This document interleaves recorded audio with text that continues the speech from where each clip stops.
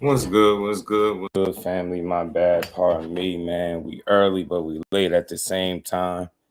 We're gonna review and react to this presser from Shot and Ray Ford, man. I'm a little late, but I'm gonna rewind it so we could all get get to this, man.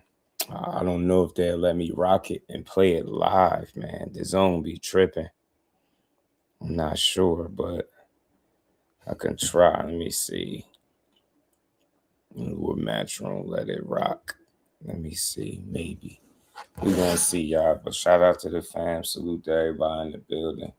We're gonna have to rewind this a little bit and we're gonna listen to it, man.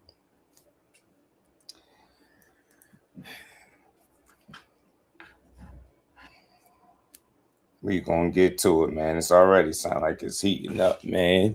It's heating up. This is gonna be a good one. Let me see if I don't know if they're gonna let me rock it, but we're gonna see, man. We're gonna see. We're gonna see. We're gonna see, man. This could be one of them fights, man. This could be fight of the year. Could be a one-sided ass whooping. You just never know. That's why you got to tune in, right? That's why we got to tune in. You know what? Let me see something. I want to do this, man. You know what? I gotta do it like that. I'll just play the audio. Heck with it. We gonna rock out. We gonna rock out, man. Hold on. I gotta rewind this a little bit, y'all.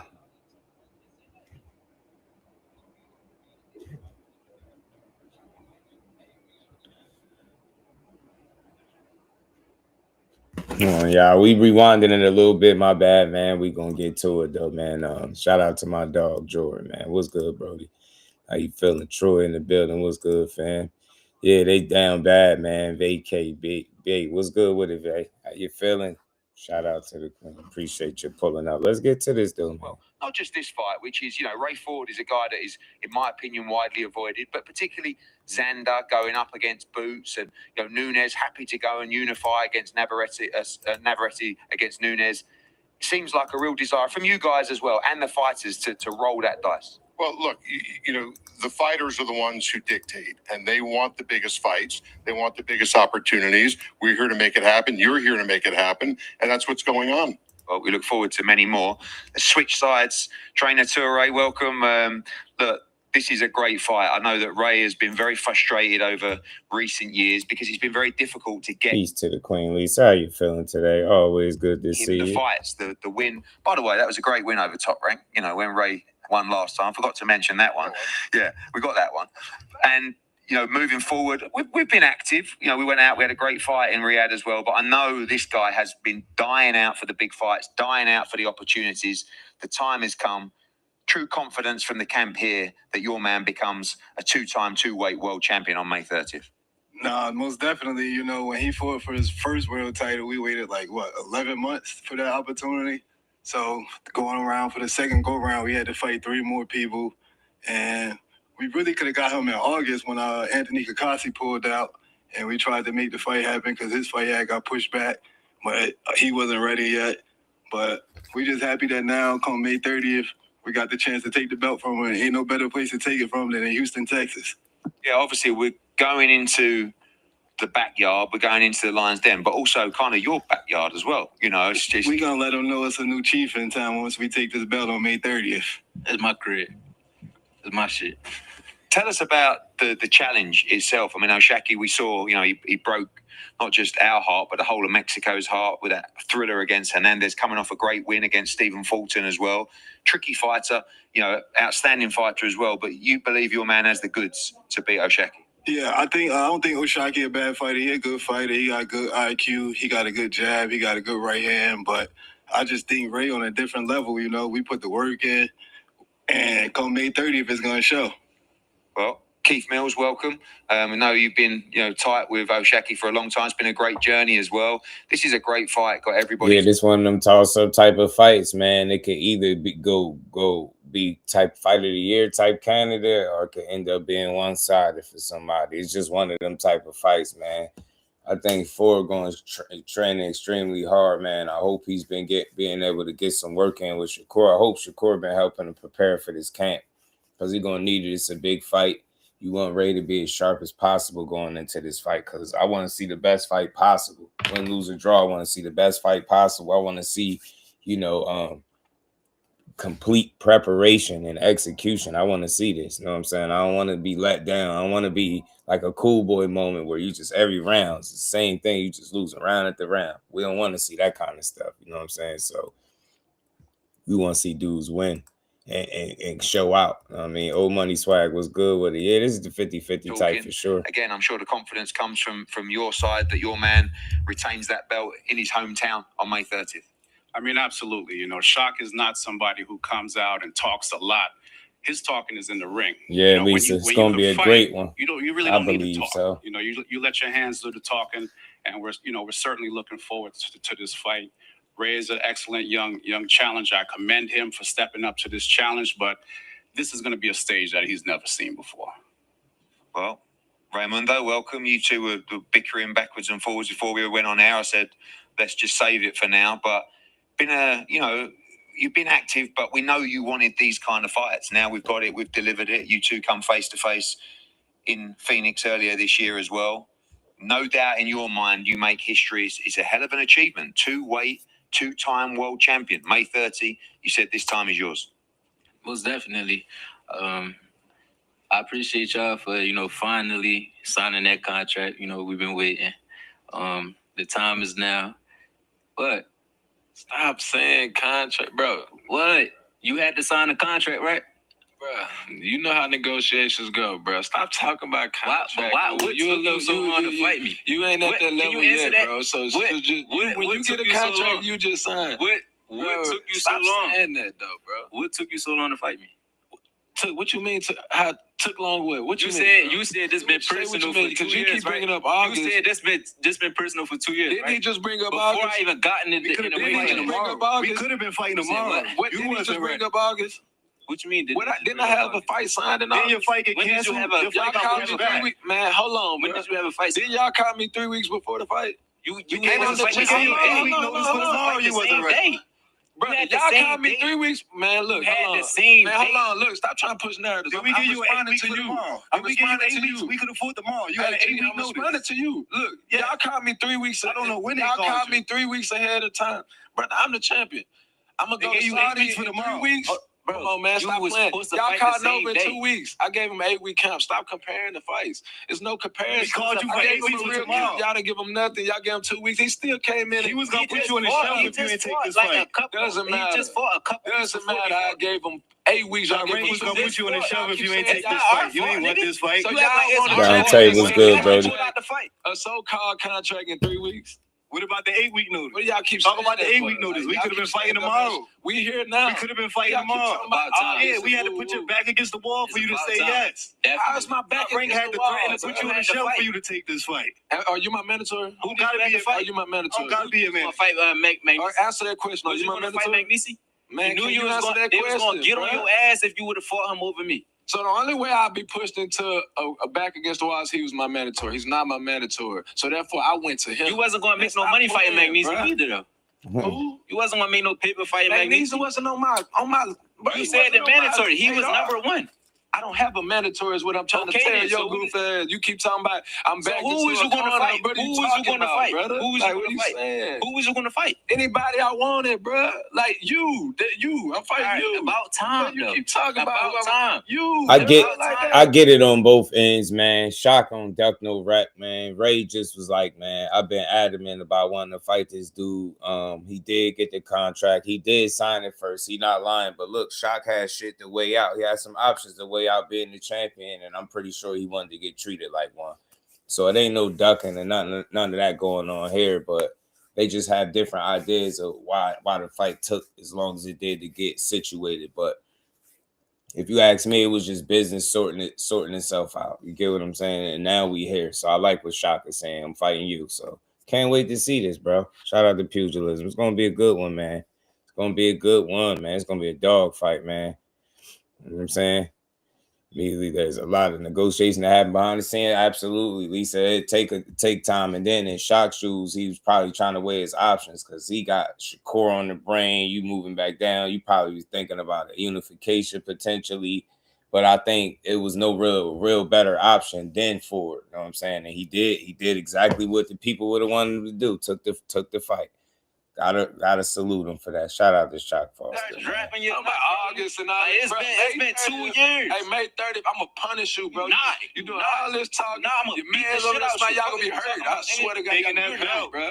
I told this to the last person. I'm not him, nigga. I'm not him. What the fuck is you talking about? You gonna get the same talking about the last person? I'm not him. You ain't done shit in the sport talking like you woo, man. I'm gonna show you, bro. You ain't ever been up here. I'm gonna show you nothing. On me. Not gonna show nothing. Just make sure you pay your coaches after the fight. That's all. What is you talking about, bro? You know exactly what I'm talking about. Make sure you pay them. Hey man, look, you mind your business. Don't go run from your coaches. What you talking about? Don't be running from your coaches, man. Make sure you pay them after this ass whoop.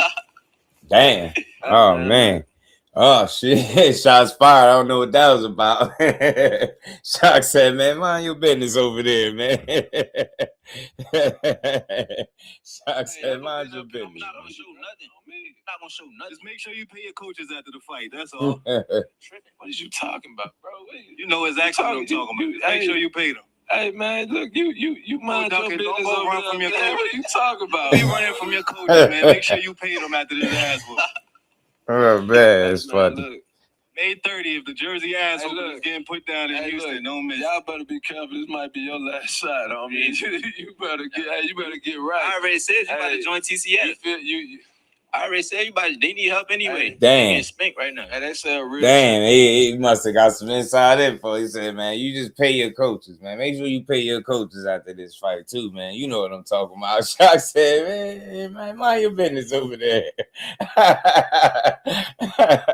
I'm always like Shock Foster, man. He said, hey, man, mind your business over there, B. What you talking about, Willis? Man, don't become a champion until you defend your belt. Yeah, I swear, Lisa, I'm loving this, man. Shout out to the fam. Everybody hit the like button. Support the channel. We're going to build today, man. We're going to have fun with it. You came up to 130 talking all this big stuff, then go and fight I've been trying to fight you since. Fought two guys. Bro, you fought two guys that wasn't even in the top 20. And then you talking about you want to fight me. Bro, you going to go to the smoke. If I'm going to 35, I'm not fighting whoever they brought to my table. I fought whoever they brought to my table. Stop whoever they brought to my table. You can push that narrative to everybody. Man, I fought whoever they brought to my table. You want to smile and never said man, you said what, bro? You ain't like, I'm gonna show you. I'm gonna punish. I promise. BBO I'm gonna punish you. Good. I'm gonna have you. You gonna have to show your me. Daddy, everybody over there. You keep saying you stop. We gonna look like your daddy at the main. Time out. You know who I was talking about in Arizona. Me and you fighting, right? Me and you fighting, right? Why you keep bringing up another nigga though? Ray don't like that shit. This not about him. This not about him. Why you keep bringing him up? It's about both of y'all. You know what I mean? How? If I spank the son, you don't want to take me and you start going at it talking first. about Shakur Stevenson. We not bringing him up. We not bringing him up. This not his press conference. This not his press conference. It's not about him. You keep talking about that. You never heard Shakur, little bro, me, son, me, none of that. So I don't know why you, bro. You about throwing your name? Oh, if he don't give you an I've opportunity, been calling you out before. I've been calling you out before you start bringing his name up. How? If he don't give you an opportunity, I ain't giving you him an opportunity. That's not come on, you little boy. That's not little bro. He know that this is the fight that I've been wanting, and he like, why would I jump in the middle of him trying to fight him and beat you the fuck up? Because that's what's going to happen. That's true. Look, I get it, man. Shock want to smoke, and I don't doubt it, man. He want to shot at Shakur, and I respect it. Look, Core did throw the stipulation. Hey, fight Savage. Hey, fight Savage. I'll fight you. You know what I mean? So I hope they do fight, you know, but ain't no ducking been going on, man. It's just different shit going on for both of these guys, different opportunities and options. And I think Shock just made sure he made the best decision available for himself. And more so, he gave the fans the fight that they would have wanted to see the most out of the names that was being mentioned. You get what I'm saying? So even though he could have went and fought another guy, nobody wanted to see him fight none of those other guys. They wanted this Ray Savage smoke. Same way Shock was applying pressure on Shakur wanting to fight him. It's the same thing Ray Savage was doing with Shock. And now Shock has obliged him, and we got to fight, man. So I hope this is one of the fight of the year. I swear I do. You all right, man. I'm beat you. You got to stop dick riding, bro. You got to stop dicking, bro. No bullshit. Is that the plan? Keep his name out your mouth. You've made it quite clear. That's the fight that you want. Ray tired of that One Shakur thing I will shit. say is, you are right. Ray wasn't your mandatory challenger. He said that, you know, you needed this fight because it was a big opportunity. You're saying, I chose you, effectively. But you do say, you talk about the fight with Shakur Stevenson. That's a fight that you want. Is this kind of like a strategy for you because you know how close that camp is to beat Ray Ford and then stand in that ring on May 30th? Well, Shakur will be there and call him out. Is this long-term thinking from Oshaquie Foster? Oh, for sure. And his boy stuck his own foot in his mouth. When earlier this year, what he said, give my boy Ray an opportunity, and I'll give you an opportunity. If you don't give him an opportunity, I ain't gonna give you no opportunity. So when the time came around, now, I don't want to hear no pump faking after the fight. After I handle him, I don't want to hear nothing. He know you're not gonna go straight to him. He I don't need no tune-ups going to 35 or 40, whatever he want to do it. After I smash you, I'm going to show you how to go up and fight. You got to put a pause the champion. Not go up and fight Joe Blows. I'm going to show you how to do it for real. Bro, I fought everybody who they... Listen, I've been trying to fight the top niggas, the Rockies, whoever the fuck you want me to fight. I've been trying to fight all these niggas. What's his... Mexesa, whatever his name is. I've been trying to fight all these dudes. These are people that's taking a fight. Ain't my fault. We'll talk boxing briefly. This challenge, you know, there's no love lost between you two, but how do you rate him as a fighter? I know you have respect for the guys, but you just think you're on a different level? Nah, they just told me he just gave me like he rated me like a 4 out of 10 or some shit. So he ass. Fuck that nigga. He ass. He don't get no credit. Nigga shitty. Is this true that was the rating? 4 out of 10 for Ray Ford? Hey, look, man. He ain't for real. He know I'm nice, but he just gotta say that. I labeled him a 5 because I feel like he a decent fighter. I feel like he a good fighter, but I'm gonna show him what a great fighter looks like was when good they on get with me. They gonna ask me to rate a guy. I'm a rate a guy that's. I'm gonna put him 5 because he hasn't done nothing. He won the title, then he lost it, and he hasn't won the title and lost it. Man, look, I defended mine though. And you look like shit every time. Look, man, You just look good. 3 times. You look good 1 time. 3 times, man. Look, listen, bro. I'm a 3-time champion. 2 times, whatever y'all want to say. 3 times, 2 times. Don't worry about it. Interim. Either way. Hey, I'm handling my business. So. I'm rating you a 5 because you ain't done nothing in the sport. You're a good fighter, but I'm a great fighter. Is he the best fighter you fought? He gonna say go ahead and say Ray Vargas. He better than me. He was 2 division champion before I fought him, going for his 3rd division. Same thing with Stephen Fulton. How can I say a guy that hasn't accomplished the things that the guys that I fought? Come on, man. Like I don't know. Skill-wise, I wouldn't know until I get in there. Fulton is one of the top skill fighters, IQ, everything. So when I got in, I made him look dumb. I feel like I'm gonna do the same thing to you, so I don't know. You know what I mean? We gonna see. You want to bet on that? I feel. You want to bet on that, bro? Look, can we bet? Can we please place a bet? You talk. Can we bet on it? Come on, man. I don't. You don't bet? If you don't bet, I respect it. I don't play them games. If you don't bet, I respect it. I don't play them games. I don't play that betting. Woo. All right, so just say that then. I bet with Butcher was good, but I don't play that. I'm a bet. You woo because after the fight, I'm really be looking for my bread or I beat you up. So I ain't into all that. Who you ever worry about May 30th, bro? Who you ever beat up? All that bad stuff. Who you ever beat up? Look, man. Who you ever beat up? Huh? Who you ever beat up? Everybody they put in front of me. You beat up Nova? Anybody they put in front of me. You beat up Kinsisa? I like how you always bring up Nova, bro. I want you to understand something, bro. Nova went. I had him pissing blood and all kind of stuff after our fight. What the fuck that got to do with me? You and Nova, bro. He running you down with his hand about. Man, come on, man. That man had to throw elbows so I wouldn't knock him out. And you was running from him by the end of that fight, man. Stop comparing us. I boxed smart. I just went away. I was trying to knock him out, but he wasn't going, so I just cruised the victory. Running? That's what you call running, though?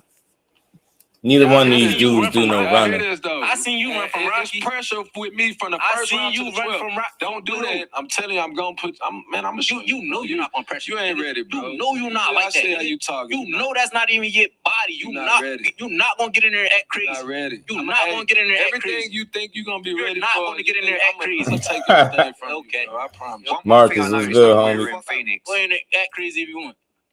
You two came together and it was all that. And you yeah, I love this. I ain't gonna lie. And you know why this is good trash talk? It's healthy. They keeping it boxing, but because it's coming from two guys that's real dogs to me. If you watch the careers, they both dogs. It's a pick 'em fight. I don't care who people say gonna win. It's all good. It's just one of them fights where if you say Oshaquie gonna win, I ain't tripping. You say Ray Ford, you got Ray, I ain't tripping. I like both of these dudes, man. It's gonna be an entertaining fight, I believe, man. That they're not known for being in boring fights per se, right? So I think there's gonna be a real good matchup. The little animosity that's building up in this presser is making it good. The dope thing about both of these guys, they both got come from behind, like 12th round knockouts. Ray Savage got his over Odebek Komatov, knocked him out in the 12th round. And Oshaquie Foster got his Rocky moment over Rocky Hernandez. They had him down like 10, 11 rounds on the cards, right? And he needed that knockout, and he got it. Ray needed something big, and he got it. So they both shown the ability to dig deep and get it done. That's what makes this fight intriguing. Shaq got some physical advantages that I think could make things difficult for Ray, trying to cut the distance and close the gap and get in close, get in range where he could get his shots off. But make no mistake, he gonna try. You know what I'm saying? He gonna find a way. So that's what's gonna make this fight interesting, because neither guy is willing to lay down. And I'm pretty sure Ray got his work cut out for him. He gonna have to find a way in the inside to get in there on Shaq. It's not gonna be easy. Shaq is smart, high IQ. He know how to box. And he confident as hell coming off one of his best performances. So I get why he confident. You get me? Shout out to OT. I get it, man. I get it. Shaq just one of them fighters. He's a good fighter. It's gonna be a battle of the wits for sure. Good chess match. Both of these guys gonna I think bring it, man. Ray got his work cut out because Shaq long and he know how to box with it. You know what I'm saying? He pick his shots well. He got a little sneaky power. So I expect a really good fight with Ray. Know how to be physical and muck things up if he need to, right? So I don't see him just dealing, going out like Willie Lump, like Cool Boy. I see him making more of an attempt to win this fight for sure, because he got to. The way they've been selling it, he got to. Gonna be more composed than Ford, yeah. That's possible. Lisa, it really is, man. Foster is a smart guy, man. Smart, rangy, good punch selection, right? You know what I'm saying? But we've seen him struggle in the past with lesser talent. So the thing is, for me, what version of Shock are we getting, right? Are we getting the Shock that beat Cool Boy, that's dialed in from start to finish, right? Are we getting the Shock that fought Conceição in either of those fights? Are we getting the Shock that fought Nova, that fought Rocky Hernandez, right? Those guys, are we fighting? Are we going to get the Shock that fought Ray Vargas because he dominated Ray Vargas, right? And that's just me just asking the question, not saying he can't come in there and be the Shock that he need to be, but those are just the questions. Same thing with Ford. Are you going to come in there and be the guy that you was against, Nick Ball, should I say, right? I mean, you're going to have better performance than you had your last couple fights to be able to win this fight. So he got his work cut out. That's why I keep saying that. I'm Jersey for life, but I'm just realistic. Both of these guys can win this fight. But, just from a physical standpoint, Shock got some advantages that can make things tricky, especially early. You know what I'm saying? Ford got something to prove. Absolutely, he do. He do, man. Mag 7 was good. Let's keep building, y'all. Everybody hit the like button. Support the channel. Let's rock out. You got your boy birthday month, man. We getting old, man. We got a little tradition over there, be celebrating our birthdays on YouTube, man. You dig? Shout out to everybody, but let's keep going. I'm saying to him, stop. You're not that guy. You're not like this. What do you mean when you say that? Because you keep saying it every time he gets in your face. You think this is for camera, for the cameras for Ray, or this calling out? Because he seems pretty genuine over here. L-Dub, the plug was good, homie. How you feeling, like bro? All that tough shit is fake. Like all that tough stuff he trying to do, act like he just rumble in the jungle. I'm gonna knock you out. I'm gonna do all this hurt. I'm gonna knock him out. Come on, bro. You ain't even knock the guys out that you came up and fought that ain't even on my level. You come talking to me. Let's stop playing. I heard every last one of them, though. You put on the who? I don't know who you talking about when you say these things. You said when I moved up. I don't know who you talking about. Every last one of them got hurt. I don't know. I didn't see it. And I seen Nova running you down with his hands below his waist, so I didn't see him. You seen Rocky do that to you. Like, Nova didn't have his Rocky got knocked out. How you gonna speak on somebody that got knocked out, bro? Yeah, you bring up somebody that knocked out, G. Like, you tripping. He got tired. Everybody that's the real reason why get hurt. Now you can say, ask that. Everybody. Look at any fight that I fought out. Kubo ain't get hurt. Any one of them. Kubo ain't get hurt. Every one of them. Kubo Boy too. Kubo ain't get hurt. Ask him. Go look in the 11 round. Rock him a few times. Man, stop, man. I'm gonna show you. I can't wait to show you. That's why I came up here smiling. You like, why you smiling so? I got them. I got you. I finally got my trying to smile because you don't. Yeah. I'm happy, G. I got a home. Hey, once I turn up U of H, the sky's the limit. We can go Toyota Center, whatever. I got to do it to you first, though. That's why I'm excited. Like, what you mean? I run to smoke. I've been saying that. That's what you gotta tell yourself. Right. Whatever make you feel better, bro. Hey, let's talk about before we break. I could listen to you two all day, but let's talk about Houston, because both of you guys have taken fights on the road. Both of you guys, you've been to Mexico. You went and won. Shock at the top of his game. Shock at the top of his game is tough to deal with, man. Him being switched on and dialed in is a tough guy to deal with. That's because that means he controlling range. He picking his shots well. His defense is on point. When he clicking on all cylinders, he really could be a handful. You know what I'm saying? But I'm expecting both of these dudes to raise each other levels and put forth the best performance possible, because anything less can't afford to have no off night. Neither one of these dudes could afford to have an off night against each other. That's what kind of talent they both up against. So regardless of which one you like more, should be intriguing. You know what I'm saying? And it should be some ebbs and flow, good action throughout. You know what I mean? I don't anticipate a knockout on either side. These dudes pretty tough. Shock could take a good shot. We've seen Ford take a good shot. You know what I'm saying? So, man, Ford will have to have a really good game plan, just to be honest. You know what I mean? Shock got me watching Nova fight at work now, right?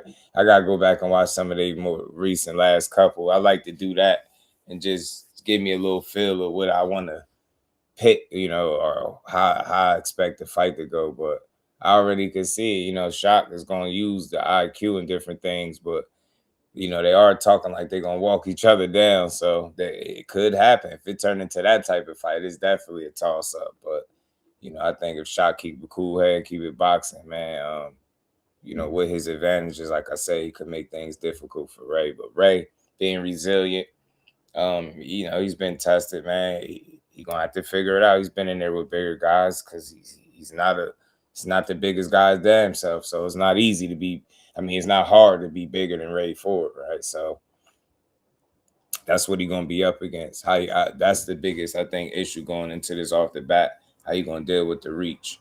You know what I'm saying? Because Shock is going to utilize it. Teach what up. What's good with it? Let's keep rolling, y'all. Let's talk about, before we break, I could listen to you two all day, but let's talk about Houston, because both of you guys have taken fights on the road. Both of you guys, you've been to Mexico. You went and won your world title up in New York. You boxed in Saudi against Nick Ball. Like, both of you didn't really mind, you know, where you go in your careers. Now it's a really interesting dynamic. You're in Houston. It's your first big fight in your home city, really. He's saying it's his crib. He trains there with all his boys. Yeah. How do you feel about fighting in Houston and defending your title? It's going to be a brilliant atmosphere. My dog was good, Blunt. I love the fact that he's training out there. Yeah, and his whole squad is training out there. So, you know, just like the last camp, I went against the whole Philly, Bozy and his team. I feel like I'm doing the same thing. You know what I mean? I'm going against Shakur in his camp. So across the ring, I want to see all of them. I want to see him. I want to see everybody that's over there helping you. You fighting me. You not. It ain't Shakur in his camp. You fighting. That's the motivation I get. So once I see all of them, all y'all gonna be crying together. That's Blaze my was point. good, like, homie. You know what I mean? All y'all gonna be hurt together. Only person who cry after losing is you. We seen that. Oh shit! That's why got him there. It was too tough up there. Got him there. I ain't gonna lie, he got him. He got him there. Right, Shock lost to Confrontation in that first fight, man. He was sick, man. They took that joint from him, man. He was sick, and we felt it for him. That's why we was glad to see him get the rematch, run it back, get that dub. Said Ben versus Popeye. Yeah. Sharp, very sharp. Yeah, he looked real sharp. Absolutely. He looked really sharp. Yeah, he got him right there. Shock. Eyes got the water, and I was like, yeah, he was about to drop a tear in there, but I felt for him, you know what I'm saying? Because I felt like he should have got the nod even then, but he got it back in the rematch. All good, you know? But that just was a little funny. Let me run it back a couple seconds. I want to see him. I want to see everybody that's over everybody. You fighting me. You not. It ain't Shakur in his camp. You fighting. That's the motivation I get. So once I see all y'all gonna be crying together. That's my point. Like, you know what I mean? All y'all gonna be hurt together. Only person who cry after losing is you. We seen that a couple times. That's why you went from 135 to 130. It was too tough up there. Huh? You dropped the division one after you lost from 35. You went down to 30, correct? I lost that 130. Bro, first loss. Say yo, Ryan George, what up? When I fought Sam catch weight, when I fought Pride in the building was good. None of them was no weight classes and all that. I was a coming up fighter. I wasn't even fighting in the weight class, but man, cut it out, man. Y'all bring it up. Hey, bro, who cares about that? Who I am now? Y'all bring it up. You ain't gonna have it June 1st. I promise you that. Hey, y'all keep bringing up losses. That was, man, come on, man. 86 boxing TV was good. All y'all talk about is lost 2 years ago. When was my losses? You lost after me. Man, stop. You lost. You just lost. And then had a close fight with the same dude you lost to that could have been a draw again.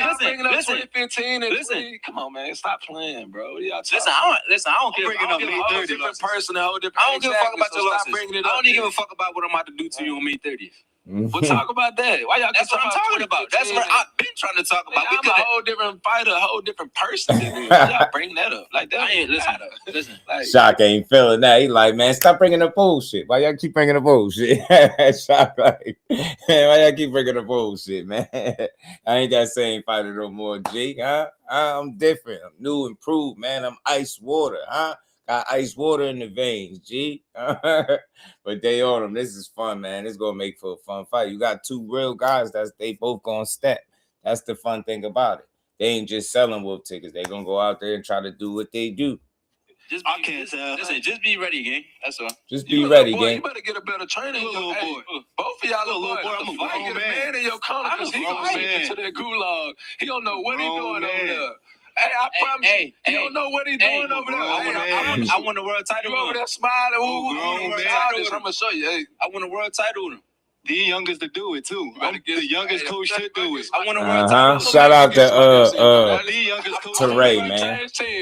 Shout out to Ray Stevenson holding it down, man. He is a young. He early in his career, like he ain't got the. Some of the knowledge that these other vet trainers got, but he making his bones, man, and he making the days count, man. He over there doing what he supposed to be doing with Ray Savage. Ray Savage got confidence in him. He's won with him, so that's all that matters. But I feel shocked, like, man, he don't know what he doing over there. He better get another trainer, man. Love this shit, man. Love it, y'all.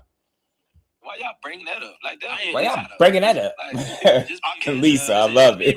Why y'all bringing that up? Little boy, you better get a better trainer. Both of y'all little boy. I'm a grown man in your corner because he gonna take you to that gulag. He don't know what he doing over there. Hey, I promise you, he don't know what he doing over there. I won the world title. You over there smiling. I'm gonna show you. Hey, I won the world title with him.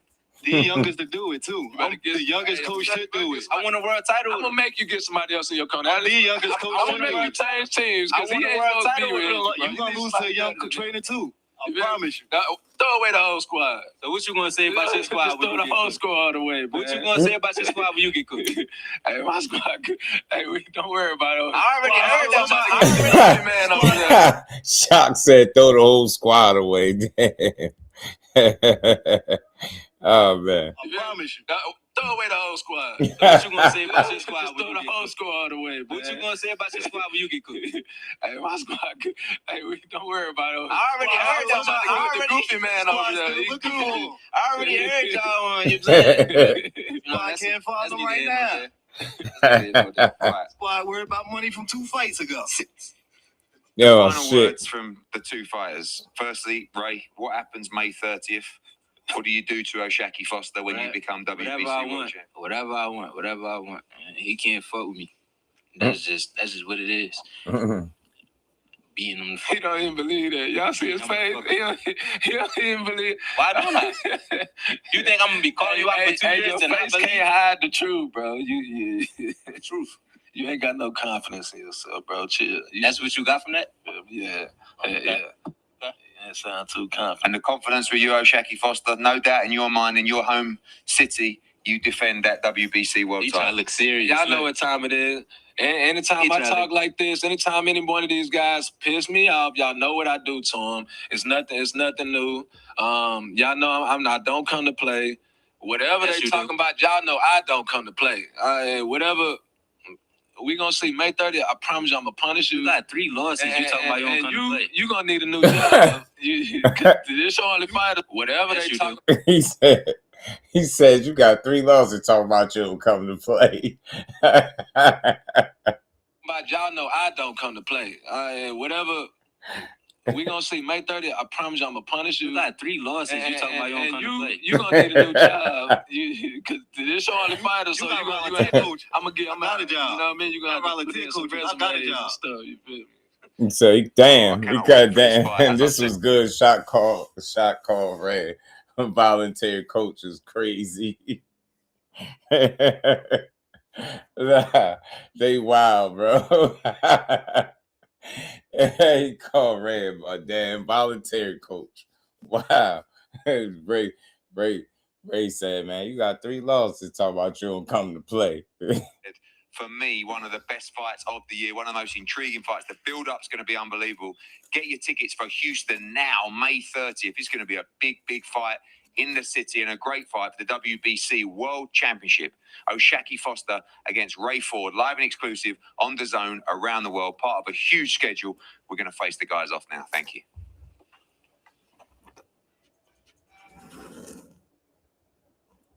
This was good, y'all. This was cool, man. This was cool. You know what's dope about it? Like I said, man, you got real legit fighters, and that energy that they displayed is legit, just as legit as they are. You know what I mean? They serious with this. I think they both mean what they say. Looking at them face off, damn, it's like Shaq ain't too much taller than Ray Ford, but he got the reach. Definitely got that reach advantage, man. But yeah, from this face off, that's what I see. He ain't too much taller. It's gonna be the reach, though, man. I'm telling you, it's one thing when you know how to use the physical gifts. Like Shaq don't be giving up reach, height, and reach when he got the advantage. You know how to fight with it. Okay.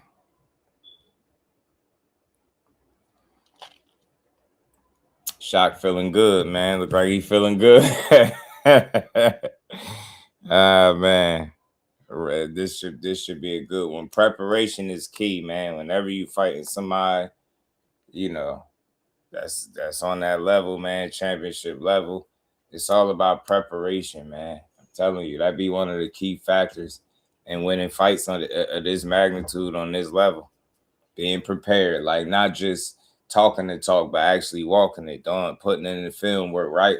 Watching film, studying. Learning your opponent mistakes, his flaws, you know what I mean, his strengths, and trying to take them away from him while exploiting the weaknesses. You know what I'm saying? So it's definitely gonna be a battle of the wits for sure between both of these guys, man. It's gonna be a fun fight, man. Glad they lining it up. Glad Shaq obliged Ray Ford. He ain't have to fight him. That's what you like about it. You know what I'm saying? You don't want to give him too much credit for doing shit that fighter's supposed to do, but you want to give credit where it's due at the same time, though, right? Because in the era where we see guys make moves strictly centered around the money, and they could care less what the fans want, right? There's fighters like that. And every so often, you got guys that be in a position to deliver what you asking for, and they do it. And that's why I give Shaq a lot of credit for it. You know what I'm saying? Ain't no tail tucking on neither side. You know what I'm saying? But I know Ray feels the way he feels because of how he had the, the contract and his portion was signed before Ray. Before Shock. That's what he was talking about. Like, what took you so long? Stuff like that. So it's little shit, but it's small. I think at the end of the day, the fact that they both signed and we got the fight on the way is what really matter. You get me? Should be fun, man. All the way through. It's a pick 'em, man. Ray Ford, I hope he having the best camp possible. You know what I'm saying? It's interesting that Shot question his trainer.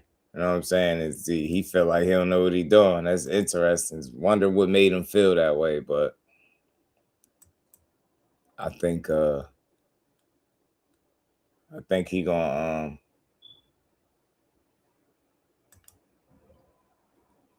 gonna come to fight, man. He don't have a choice. You don't have a choice. You want to win this fight. You don't want to take a loss. Neither guy, especially Shot. You know what I mean? You don't want 4 losses on the record. You already got 3. You don't want another one. Trust me. And getting your title took on top of that. I wonder if it's a rematch clause in this fight or not. I wonder. If so, it'd just be the champion crossing his T's, dotting his I's, man, making sure just in case something do happen, he could he could run it back if need be. Shout out to Mike Magic. What's good with it, bro? How you feeling? So I can't wait to see it, man. They 2 authentic fighters giving real energy was fun. They didn't drag it out. Wasn't overly long, right? Let them talk they trash. It's good to see Teray Stevenson in the mix, getting some camera time, right? Because he out there putting that work in Houston, man, working with Ray. And they got a nice camp over there, man. So I just hope everything on the up and up. I want to see both fighters in the best shape possible because I want to see the best fight possible. Get me? I can't wait for this. And a good thing, y'all, we ain't got to wait that long for it either. We ain't got to wait that long. This fight going to be here sooner than later. It's going to be here sooner than later. May 30th be right here, man. Then you got fights before that to get you through to May 30th because we got Monster Inoue and Junto Nakatani coming up. You got David Benavidez and Zordo Ramirez. We got some good action. That's why I'm like, when I hear people say boxing is dying, I be confused. Like, are you paying attention right now? Like, if you looking for boxing to be perfect, if you looking for boxing to be the NFL, the NBA, or any other sport, then you sadly mistaken. Boxing is one of a kind. Whether that's good or bad, I think it's good and bad attached to that, to it being one of a kind. But it's one of the most imperfect sports, but one of the best at the same time. Get what I'm saying? So, and the fights like this are examples of that. You get me? The best fighting the best. I think that's what this is on so many levels. But I wonder what the undercard going to look like for real. Let me see something. I wonder, do they even have the undercard up? Wonder what the undercard going to look like.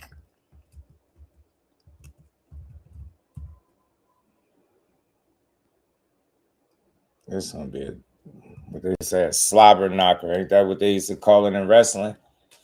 A slobber knocker. Let me see something real quick, y'all. Just want to see if they happen to have this card up. See what they putting on here with these guys. But, man, my takeaway from the presser, man, both of these dudes are super confident going into this fight. They got a common opponent in Abraham Nova. You know what I'm saying? Like I said, they both show a lot of heart, grit, determination, resilience. Getting those 12th round knockouts, they each got one of those to their credit. See, they don't got no undercard right now. I know it's still early, but I wonder what the undercard is going to be, man. I hate that. Matchroom showing May 2nd, too. So, Conor Walker versus Sam Egerton. This is a possible fight of the year. Tap in. Yeah, you think so? Sam Egerton's putting on still, man. Shout out to Egerton, man. I'm mad they ain't got the undercard listed, man. I would love to see what that was going to be about. You feel me? All right, shout out to the plug, man. Appreciate you, my guy. Definitely be watching, man. We junkies. Anytime it's boxing on, I'm going to watch it. It'll be a good one for sure. Don't root for shot because I want Shakur to beat up on him. To be honest, yeah, I feel you, Marcus, man. Look, it's like I want to see a great fight, man. I hope it's like a fight of the year type fight. Ford versus Foster hasn't been announced, Jason. I'm hearing Charlie he will be on there. Okay. I like Charlie. Dub. Charlie's solid. Ray gonna get with Foster. Yeah, he gonna have to, man. He gonna have to get in his chest. He gonna have to get mid-range to close and make it a fight. You know what I mean? To get his shots off, man. He gonna have to avoid shot keeping him on the outside at the end of them punches, because that's where it get tricky. You know what I'm saying? That's where stuff get a little tricky. you don't want bull keep you at the end of them joints, man, because Shot got a hell of a 1-2. You know what I'm saying? Hey, somebody pointed out in the chat, I forgot who just mentioned it, pardon me, but somebody said something about him switching stances. He could do that too. So he got some sneaky pop. He rangy in there, smart. I know Shot eyes gonna be wide open, man. He locked in, them eyes be laser full, eyes be wide open, be like he's seen a ghost or something. But that just mean he focused. Ray Savage, man, come prepared, man. He took shots at your coach. He took shots at your team. He keep calling Shakur your pops. I know you ain't going for that stuff, G. Let's go, man. We're gonna talk about this for a little bit more. And then we got a bunch of good little press conference to get the blood flowing, y'all. To get the blood flowing.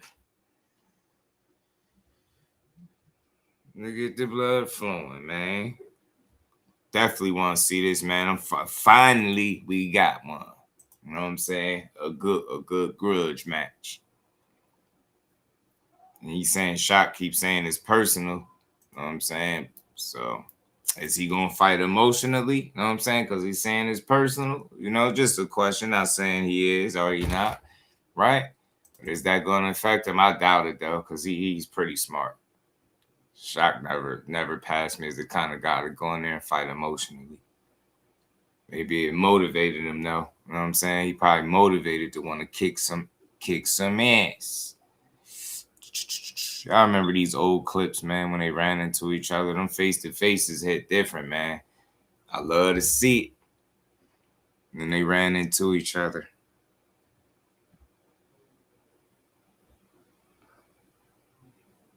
It's crazy how that was going, man. And people was ready to call one of these dudes a duck for the fight not happening fast enough. Crazy. All right, let me get to this, though, y'all. Let me get to it. Said you better sign that man. Sign that contract, man. You just sign that shit. Sign the contract. You be ready to get sign the contract. You not, bro. You can't beat me, bro. You can't beat me, bro. You can't beat me. You not ready. You can't beat me. I'm gonna beat the son. You can't. You're not gonna get to him. He's not getting to him.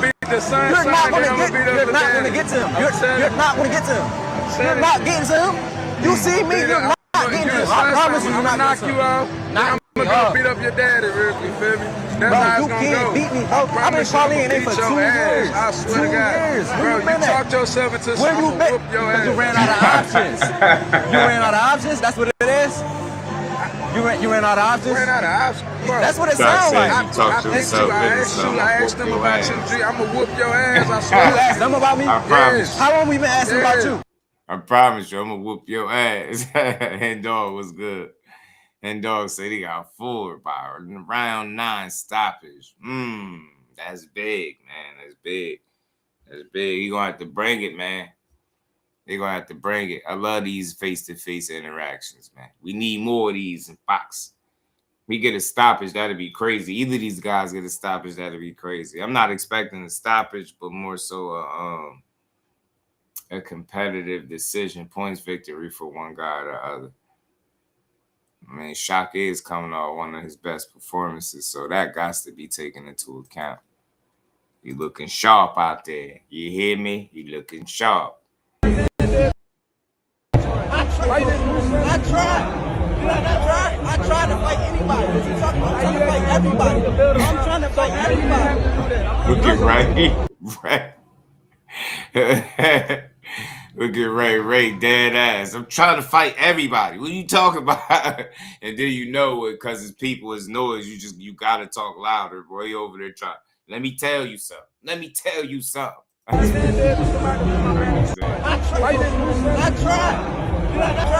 tried to fight anybody. What you talking about? I'm trying to fight everybody. I'm trying to fight everybody. No, because I'm on your ass. That's why you gotta fight me. You got to. You box me. You a bitch, you gotta fight me. You a bitch, you gotta fight me. This is to get a belt out or fight me.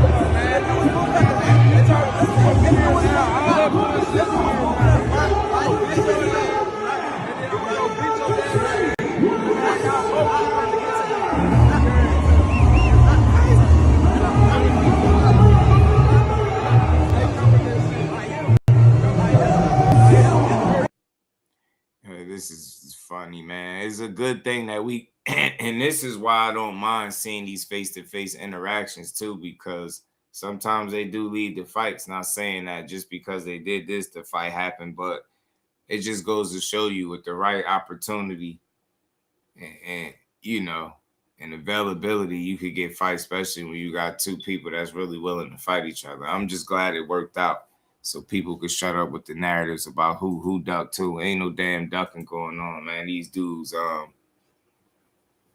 had to get the business squared away. They did. We gotta fight.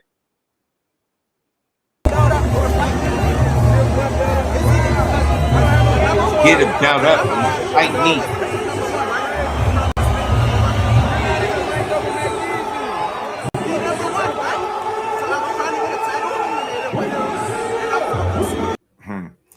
Shout out to them boys though, man.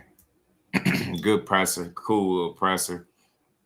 Something to get us through so we won't forget that this fight is coming up. You know what I mean?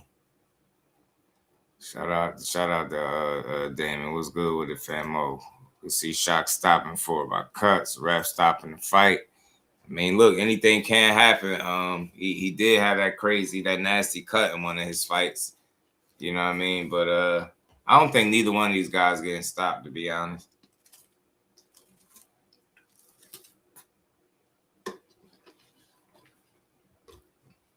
I don't see it. Ford pretty game, man. He pretty tough. Bounce back. What's good with it, fam? You already know, my guy. What's good with it, famo?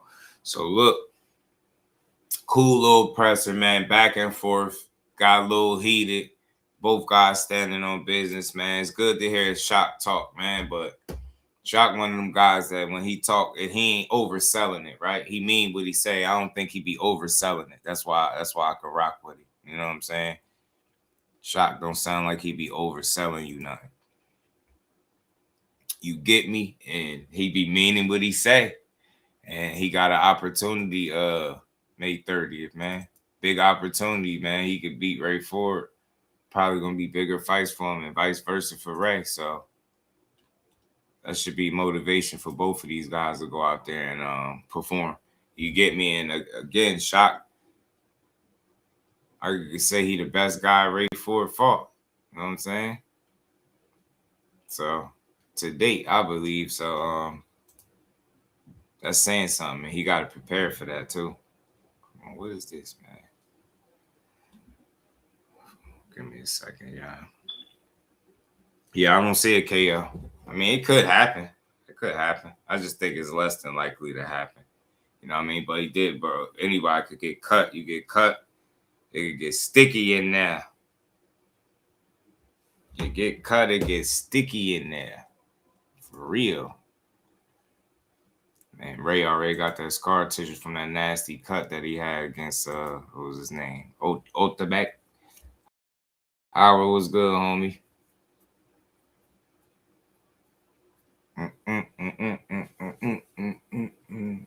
Yeah, man.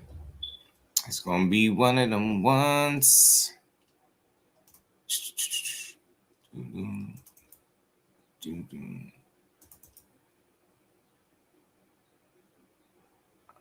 wonder why is it doing that, man?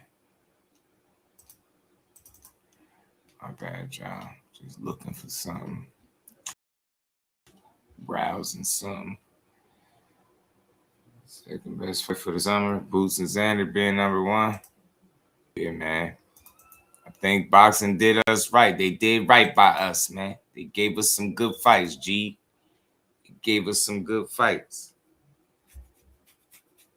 I just wanted to deliver, though. I don't want it to be no disappointment type of situation, right? You know what I mean? This should be a fight where both guys could go out there and get it done and look good doing it.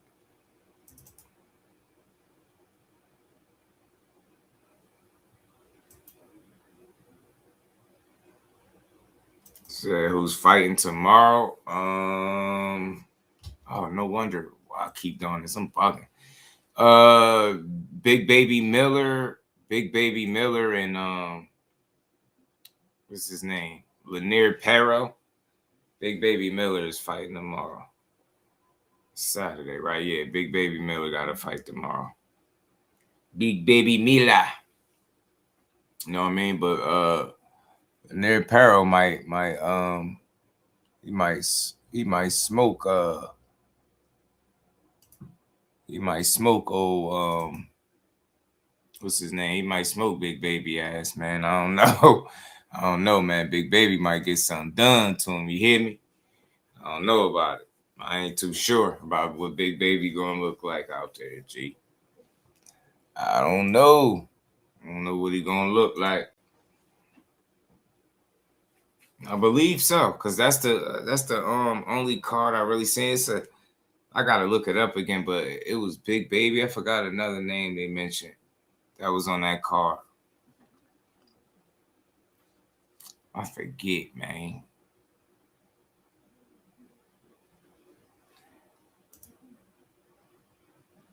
I forget which one, but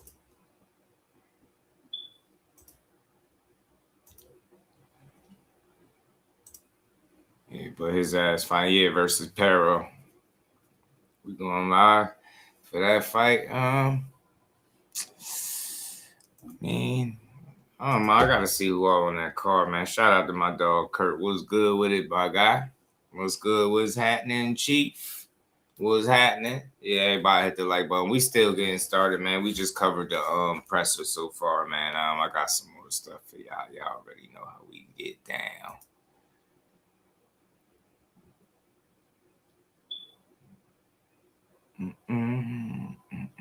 Y'all knows how we get down. We got some most. So yeah, man, pick 'em fight coming up, man. And shout out to Dub. He said he heard Charlie Sheehy could be possibly on the card. That's a solid fighter. Solid fighter. I like Charlie, man. He's a good fighter, matter of fact. Good fighter. Charlie Sheehy. But let's see, man. I'm pretty sure soon enough they'll release an undercard, man. I just hope they do it right, man. I hope they do it right. So I hope everyone while on Xander keep the same energy with Boots. Put BTA on them. Yeah, they ain't got no choice. They're going to have to keep that same energy, G. We was here for all that talk, man. We remember it. But let's keep rolling, man. Let's keep rolling. Solid press conference, though, man. May 30th is the date. We locked in. Reef. Don't work too hard, man. Shout out to my dog. What's good, homie? Let's get to this, man. Where is it? Let me pull it up. So, recently, y'all, well, not recently. Shout out to Jordan, man. My guy, he had sent me a little clip from the Boxing Voice. And they were Ness was discussing what I like to call rumor mill type stuff. I mean, I guess he was trying to connect some dots based on some people that he talked to, and he was saying that he heard that ZUFFA is offering Shakur life-changing money to fight Devin Haney or something to that effect, right? You know, so we're going to get to this clip, but Shakur didn't waste no time, man. He kind of jumped on it rather fast, man, and shot it down. Let's pull the clip up. Let me get to it. Let me show y'all what I'm talking about. But he shut that down fast, and that's what I like, man. Shut the rumors down. Don't even let nobody speculate. I don't like sometimes when they have the energy, like, oh, let them believe what they want. Nah, don't let them believe what they want. Nah, if it's something ain't legit and you see it, shoot it down, man. If it ain't been no talks with you and ZUFFA and no offers of any sort, speak on it. It's all good. You know what I'm saying? It's all good. Let the people know what's real. And Shockbox too good. Ray got too much dog for either one of these guys to stop each other. Yeah, I feel that. I feel that, Dante. I feel that, my good brethren. It's really up to. Hold on. Let me pause that. Because we got some support going in the chat. Let me get to it. Shout out to my dog. For my dog. Big shout out to my guy, man. Appreciate the love, man. Oh, hold on, man. Kurt being a member for 2 months. Shout out to my guy. Appreciate it. He said the Scooter Davis fight going to be fire. I'm going. Shout out to you, bro. You're going to enjoy it. Ain't nothing like that fight energy and going to the fights, man. I'm telling you. I'll be like a kid in a candy store. I'll be happy. I'll be at peace, man. That'd be my happy place, man. I'm telling you. I swear I do. I'll be enjoying it. Ashley's Corner. Cuzzo, what it do? Hey, Cuzzo, don't Coach Calvin fight on Krishan Rock card. Want to see it. I think because he coaching her, I believe. Shout out to Kurt. Appreciate the color in the chat. Peace, supporting the grind, brother. Always great content and concept, man. Shout out to you, bro. You know what I mean? From one Curtis to the next, man. My guy, man. Appreciate you, man. Shout out to you, man. If you're in here, make sure you hit the like button, sub to the channel, all that good stuff. And support the grind. If you can't, make sure you share the live, hype the live. You know, and we're going to get to it. But look, this was Zeph. I got ZUFFA on the brain. This was Ness. Shout out to the Boxing Voice. This was Ness, a conversation he was having over there on the channel.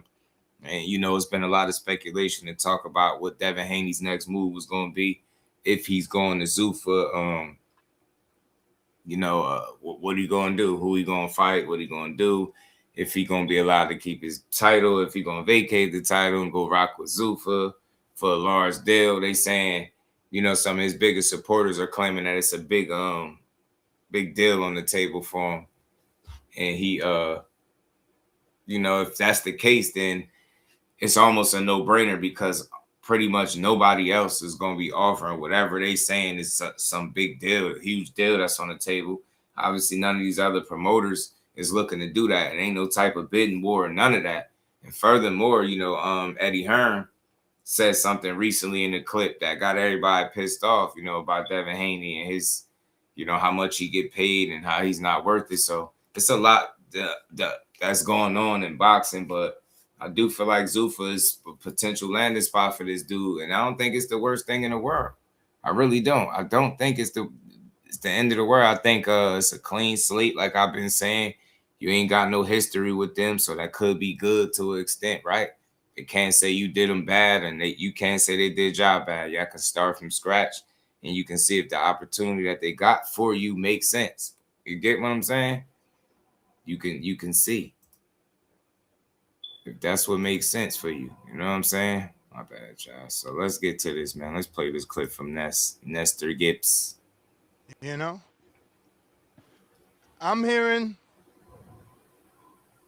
Shout out to everybody again, man. Share the live, hype the live, hit the super chat, hit the cash app. Let's build on it. Let's see what Ness is talking about. But it's unfortunate that I ain't gonna lie, I kind of wish this rumor was a little true. I kind of wish it was something to this. I kind of do wish they made him a potential offer or something to go up there and fight Devin. Because that'll put some shit to bed, man. That really would. But Cora locked in. I don't think he's going to 47 right now. That's the only part about it that sucked, man. You get me?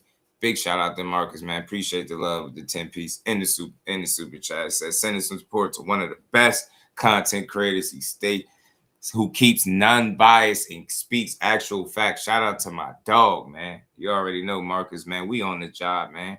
Kyle Coolett, blessings, family. Shout out to my dog, Marcus. Look at Devin Haney workout effort, the abs and all. Yeah, and that dude be ripped up, right? He be in tip-top shape, bro. I hope they'll duck the smoke over at ZUFFA. I don't think they can because they roster is not as filled as the rest of the promotional companies, right? The rest of boxing. It's like the rest is ZUFFA, and then it's like the rest of boxing. And that's where they need to come be a part of the party, right? They need to come join the party instead of trying to be the only party in town. And I think that's where they'll bump their head at and run into trouble because they don't have the talent to try to play this get down to lay down, or we doing this, and you get me?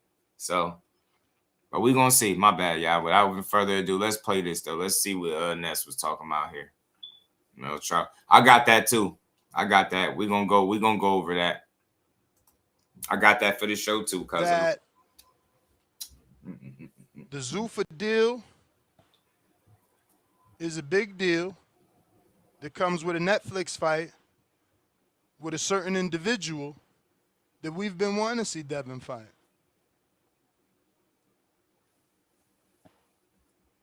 And it's like I said, before the rumors, I told y'all what it was.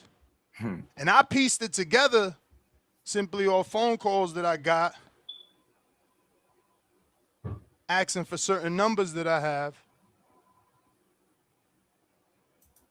to present them to certain people, you know, or present that person with an offer from certain people. And I'm like, whoa, that's crazy.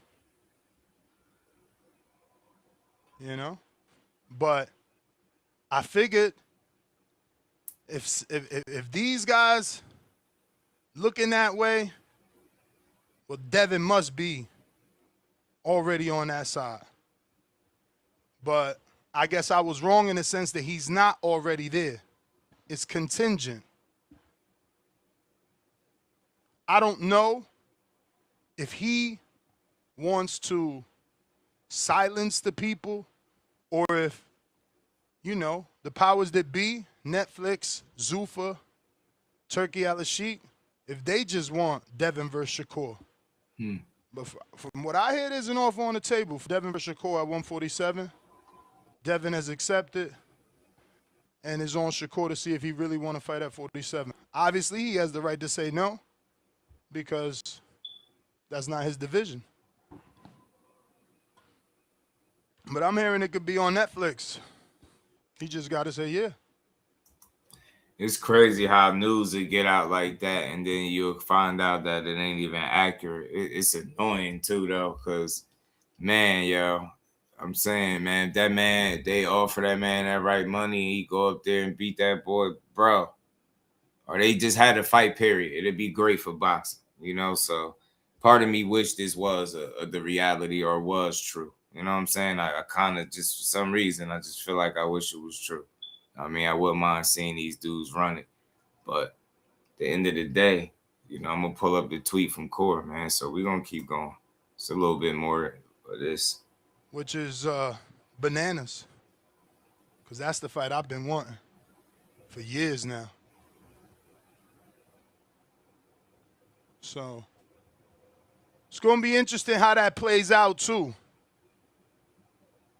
Since they know each other, but they've obviously gotten better.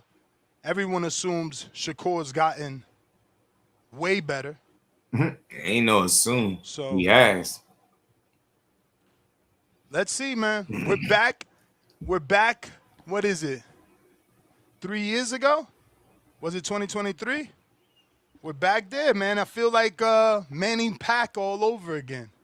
You know, it was like 3 years. I mean, you know, the first negotiation, and that fell apart. Then 3 years later, some more negotiations, and that falls apart. But I don't know that these guys, because I was almost going to call them kids, I don't know that these guys have the luxury of letting this one fall apart on the negotiation table simply because now it's Netflix involved. do you really not want to be a part of that? Are we really just going to keep letting fucking Fury and AJ steal that thunder? Jake Paul? Like, come on, is that what Netflix is going to remember boxing by? Fury? AJ, Jake Paul? Amanda and Katie? Nah. We need a motherfucking super fight. This is the definition of, you know, I'm not a historian. So, look, I mean, that's what he said, you know. I can't knock. That's you know, he got that information obviously from somebody. So he's talking to people, putting little things together, and he's hearing that it's an offer on the table for Shakur at 147, life-changing money. And, you know, of course, Devin said yes to it. The reason why I always take shit like that with a grain of salt, because they be quick to say somebody said yes. The ball's in Shakur's court. So as soon as they tell you that this fight didn't happen, what's the next step, y'all? Now the internet talking about, he ain't really want to fight him. He ducked the fight. He turned the fight down. Like, that's what's going on. That's what they gonna do. It's kind of lame. You know what I mean? You've seen this play before. You get me? You've seen it before. You know what I'm saying? But it just be too soon to say, and they be quick to be like, oh, well, he said yeah already. Man, dude was just, well, nah, go fight Rolly and the Devin Haney. I mean, Rolly and Ryan Garcia, man. You know what I'm saying? You know what I mean? Like, those start with that jet. But hold on, where my guy at? I think this was it right here. Shakur tweet out, don't believe the rumors. You're talking about taking him, or was he talking? I don't know, but it seemed like with this coming out, it seemed like it was the ZUFFA shit. I don't even think the Tank shit is a joke. Period. I don't even know why people would start that one, but because they ain't even discussing that fight. I seriously doubt it right now. You know what I'm saying? If that's the fight being discussed, but this was what Cora said, and I'm guessing this was in response to this video and people saying that he possibly was going over or got an opportunity to fight on ZUFFA for life-changing money. So I'm guessing he was responding to the rumors, right? To the rumors of them saying you know, life-changing money on the table for him. I doubt it. On top of that, I don't know. He got options. I don't think he backed in the corner. I don't think he got to sign the ZUFFA. And again, it's tricky because you'll have to move up a weight class, possibly relinquish your titles. It's a lot to consider if you just over there on ZUFFA. You know what I'm saying? So I don't know. I doubt it. Cornelius was good, player. How you feeling, man? Only guy without a fight. I'm telling you. Every time I hear his voice, I get paranoid and start checking my cameras. Spot. Oh, man. Shakur tweet. Yeah, man. Shout out to Cut, my dog, man. Was good. He did say Shakur would be justified turning it down. Yeah, he ain't try to, like, say nothing crazy. I don't think he said nothing crazy about it. For fifth. Reminding me every day, just need some time. I don't know what that's about. Core versus Tank. I'm like, I know you got to be joking. Yeah, hand dog. That had to be a joke from the gate. But I don't know. I mean, you know, it's funny. A lot of the rumors is coming from the people that are the biggest of Haney's fans, supporters. It's coming from them. When I started hearing about ZUFFA consistently, it was the Haney supporters. When you're hearing about this right now, it's a Haney supporter. You know what I mean? Talking about a deal, all this money on the table for Shakur and Devin. I just don't believe it. Sounds too good to be true. I ain't no fool. Finally got the financial backing this time, right? We had the Shock Fight in Houston to support the hometown guy. Yeah, Flat Boy, you in there. Ray said that shit his home now, G. Ray said it's his home now, huh? He said he gonna turn Houston into Jersey that night. Yeah, it was gonna be a good one, but look, the jury is still out on ZUFFA and how I really feel about it overall. It's still very early, so far it seemed decent. I'm listening to the fighters; they saying they being treated well, full transparency. The money is good, all that good stuff, right? Cool. I don't think Shakur is going on ZUFFA to fight Devin Haney. I mean, maybe if it was an actual offer with some real money, maybe he'd consider it possibly, right? He said the Haney's clan at work gotta be, because I don't know what this is. And why I feel like it stems from that side, or somebody invested in the Haney business because they already got he said yes already. Like, yeah, he's on board. Shakur, the ball is in his court. And then shortly after, you see this tweet saying, "Don't believe these false rumors. They're making shit up."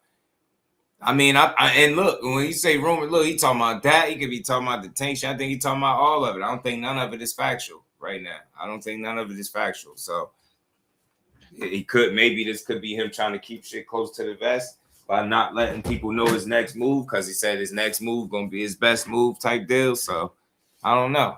I don't know what that's gonna entail for him, but we're gonna sit back and enjoy the ride. You hear me? You hear me? See a bunch of Hanos faithful disappointed about the idea Dev signing with ZUFFA. Yeah, ain't about no court fight yet. Some say I'm kind of a Haney fan.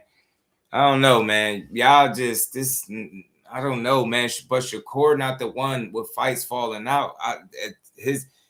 Him getting a fight is not what's in question. Devin Haney getting a fight is in question because he had two unifications. One of them being one of the biggest rematches in boxing, and neither one of them did he get. He was in actual negotiations with Rolly, and then it fell dead in the water. He told the world Ryan ain't enrolled in Nevada, killed that fight publicly for itself. Now it's like your options are slim. Now that's why ZUFFA is a possibility. So totally different situations, man. The problem is y'all think when we're discussing what's real about Haney's situation, it's an attempt to slight him. I've said all along, they're going to figure it out.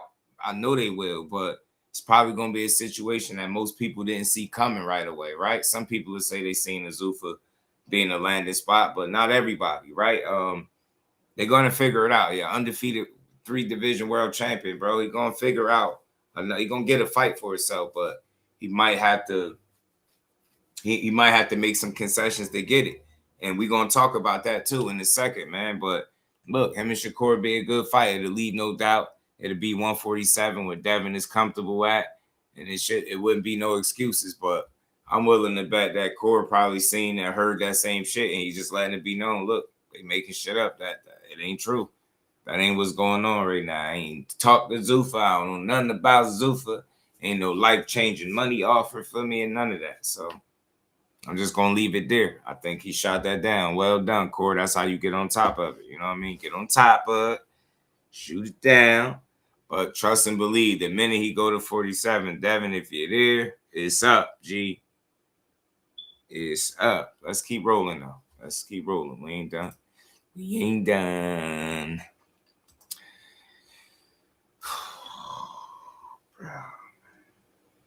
Man. Damon, I'm about to ask how old are you, yo? I'm about to ask how old are you, man? Like, y'all, bro. Man, that stuff be so annoying, man. It'd be so annoying. We're not talking about Floyd Schofield. We talking about the fake face of boxing. That's what we talking about. That's who I'm talking about.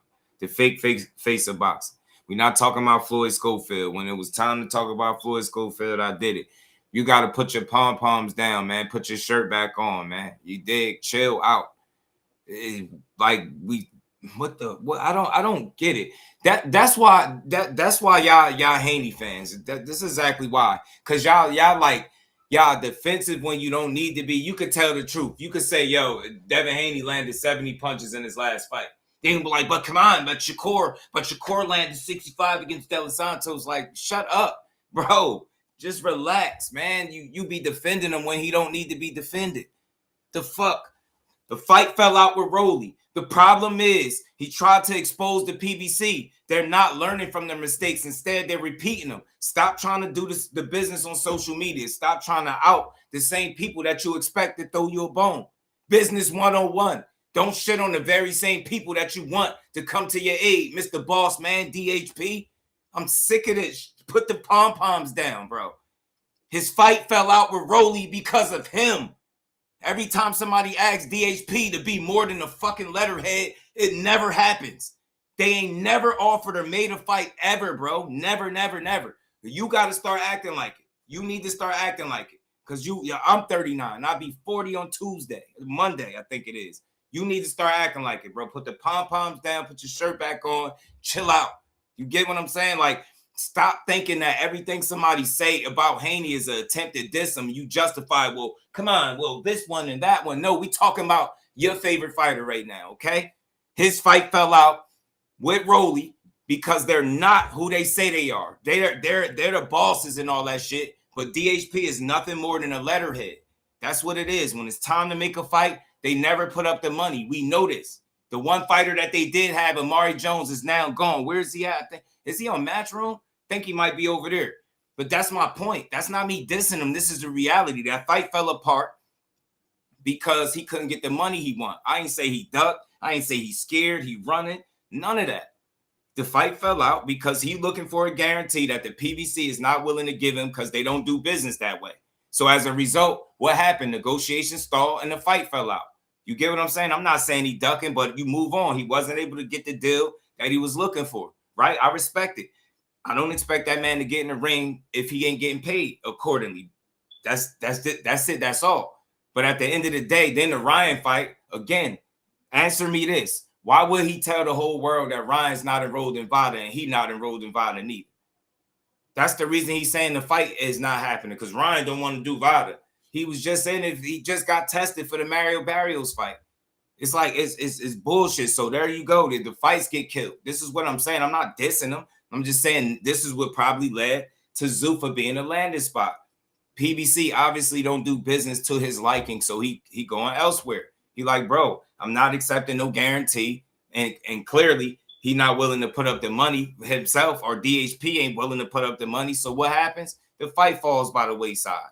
You got Ryan talking about fighting Conor on ZUFFA. That's not going to happen. You get what I'm saying? So, and the fight with them two is not going to happen. So it's no unification for Dev. Shakur ain't coming up to 47. He just shut down this rumor. That's not a realistic fight. You get what I'm saying? Seemed like he going to entertaining ZUFFA would be a good idea. It's for him to go over there and look at ZUFFA and say, you know what? Maybe they might have something that he's looking for. Get what I'm saying? But I'm not knocking the dude. You just be thinking like we gotta, every time we make a point about him, we gotta bring up some shit that's not relevant to the conversation. Fights fall out all the time, but you with this I don't know, tit for tat. It's like, well, I didn't hear nothing about Shakur fight. I'm not listening. Let me be very clear. I'm a Shakur Stevenson supporter. I'm not his personal secretary, his PR team, his defense attorney, none of that shit. I just talk boxing when it comes to that dude. I'm not here to argue everybody's gripes with him. It's all good. But he's not the one that's actively online talking about the PBC ain't doing good business. And you get what I'm saying? He's not the one that's screaming A side, but then when it's time to be the A side, it get quiet. It's crickets. He's not the guy doing that. That's not him. He's not having a problem. You get what I'm saying? He don't have his father in the media trying to convince the world that everybody is ducking Devin. That's what he doing. Like they got two totally different situations, right? His Turkey made the last two fights for him with no problem. Boom, boom, boom. He good. Like, he not in a situation where he can't get a fight. I'm not saying Devin can't get a fight, but his options definitely ain't the same. They changed from a month ago, right? A month or two ago, maybe Ryan and Rolly was on the table. Now it's not. That's all I'm saying. It's not a bad thing, but he's going to have to put his thinking cap on and find another situation that work for him. Obviously, PBC don't do the business that he's looking for. He want big guarantees. They're not giving it to him. And it's the talk out that he's not worth it, right? I don't know why people get so mad.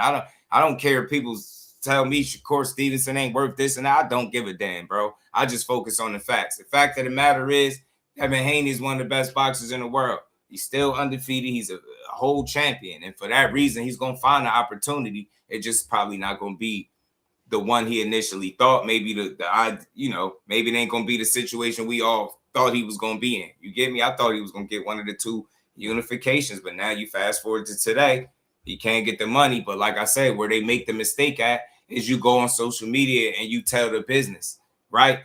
in an effort to save face and control the narrative. Now you tell them, oh well, the PBC wanted me this, and it's like, bro, all right, well, you ain't really exposing the PBC because everybody knows that they don't give big, millions of dollar guarantees, and you talking about a one-off fight too.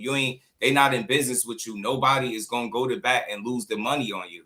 And I'm gonna play the clip from Eddie Hearn because he talked about it too. So look, this fight would be great if it could ever happen between him and Core.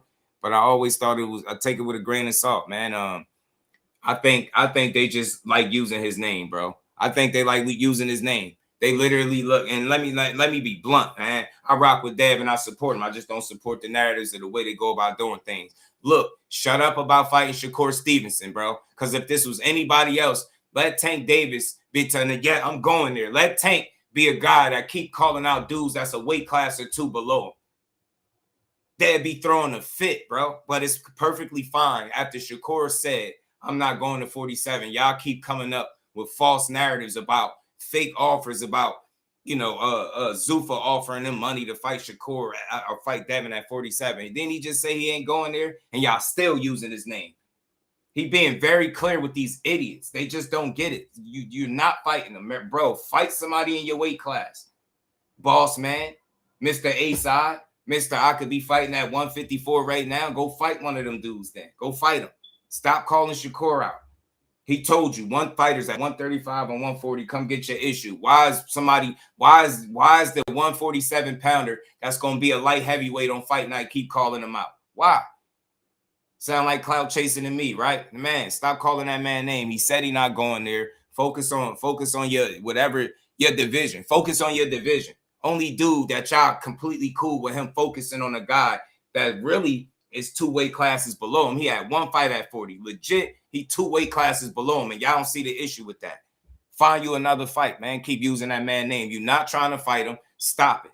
He ain't going to 47 right now. Just leave his name out your mouth. And this was Bill Haney right here responding to Eddie Hearn's clip here, where he said Matchroom wasn't #1 when we signed. He said, now you are. Growth like that comes from the right partnerships. We stood with you when it mattered, but loyalty was never reciprocated. And that's exactly why, this is exactly why you find yourself in these situations, bro, because it's bullshit. I follow boxing. I'm not an idiot. When they was with Matchroom, he was telling you that Devin Haney make more money than Tank. Remember he was going on them interviews talking about how much money he make? Y'all don't remember this.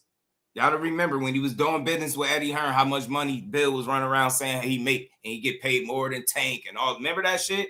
I'm not even focusing on their money. I'm just making a point. So that would indicate that they was treating him well, right? Because he's getting paid more than all these other fighters, right? But then you fast forward to today, and they're not working with Eddie, and this is what he said. We stood with you when it mattered, but the loyalty was never reciprocated. How? Where at did Eddie Hearn do y'all dirty at? Where? When he was with y'all, Eddie Hearn talked you up, he built you up, he got you fights, he got you paid.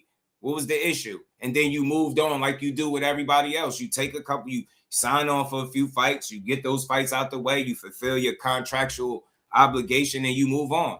It wasn't no sour grapes. You moved on Eddie, right? Because y'all was flexing again. We're bosses, and we don't got to stay tied down to no promoters and networks and X, Y, and Z. Remember this? This is what they're talking about. But now, here you go. Man, it was never reciprocated because he's telling the truth. That's the problem. Y'all have a hard time, like, dealing with reality. You think what reason do he got to get in there and hate on Devin Haney or lie? He telling you he liked the kid, but he let you know what it is from a business side. Yo, that shit don't make a lot of sense, bro. Shit don't make money like that. Man, let me find this interview. Let's pull this interview up from Eddie. We're going to get to it. Everybody in the bed, hit the like button as we roll on in here. Let's get to this. We're going to cook on it. I like Devin, man. I'm not against this dude. I'm not against him, man. I'm not against him, but Devin Haney got some very unrealistic fans. Y'all keep talking about real competition. Yo, man, y'all weird, bro. And y'all better hope Keyshawn don't make his way to 147. I'm telling you, the cover is going to be pulled off of y'all. I'm telling you right now. Keyshawn moved to 147, the cover is going to be pulled off. Them the same dudes that told you, you promise. And then as soon as it come time, it's Dev don't got nothing that he should want. You know, he's disqualified. He was talking about fighting Lewis Crocker. It's always some bullshit with this dude. Let me get this. Let me pull this interview up, man, from Edward Hearn. Edward. I'm gonna pull this joint up from Edward, man. You feel me?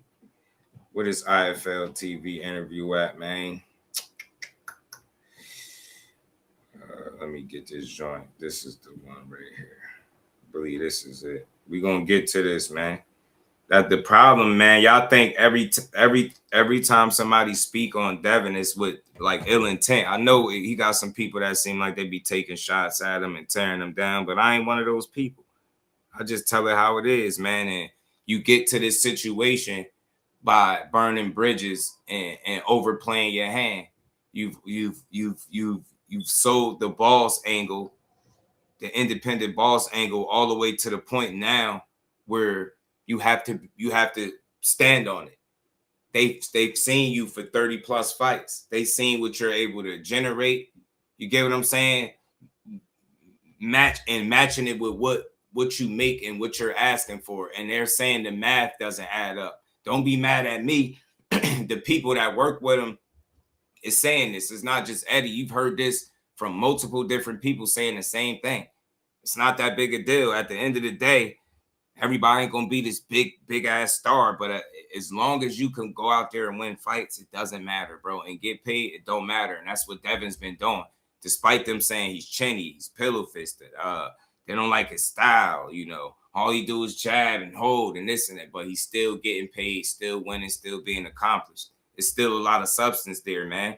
But again, when you constantly working with promoters, and then once you done, while you with them, you claiming that you're being treated the best. Then when you not with them, it's like, oh, they did us dirty. You get what I'm saying? And it's like, oh, they screwed us over. And then you move to the next promoter, do the same thing. Y'all making all of this money. Then you leave them and you say the same thing. They did you dirty. And it's a track record. And now you're to the point where you work with so many people. Now you're a promotional free agent, right? You're not tied down to nobody. So really, now it's either you're forced to be this boss, put up your own money, or somebody got to come to you, go to bat for you and be willing to put up money.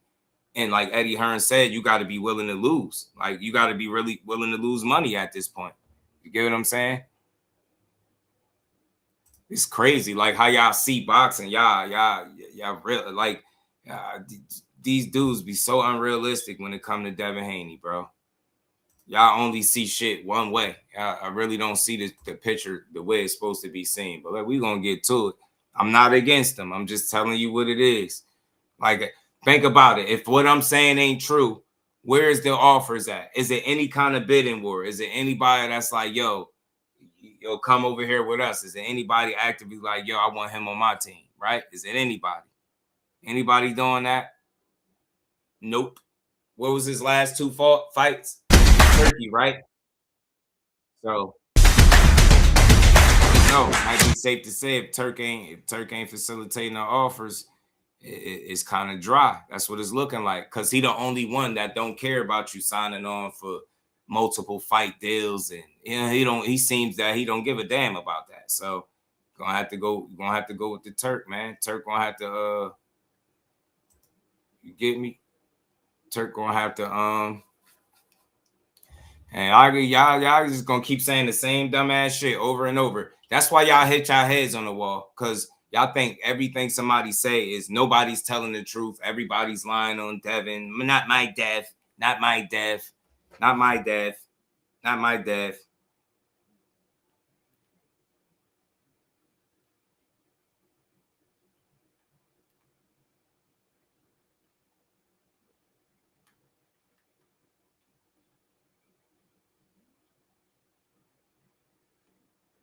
Man, y'all be tripping.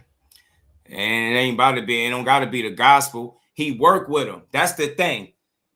Think about the level of stupidity in somebody thinking that they know the business more than the person that did the business.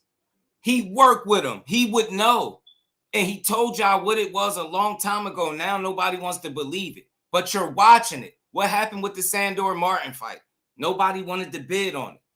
Like, you watching this shit, bro. Like, y'all, and then when y'all can't get the promoters that y'all shit on to help y'all claim, y'all cry blackball. I told y'all this was coming. I told y'all. I really know these dudes, bro. I really know these dudes, and this is how they operate. They always a victim. They be puffing out, poking their chests out. We the bosses. We run this. We don't need y'all. We don't got to sign to nobody. We different. We this, we that. Yeah, y'all different. Y'all done put yourself in a weird space that where you starting to need the same people that you shit on. And that's what I'm saying. You don't got to burn the bridge just because you don't need it no more, right?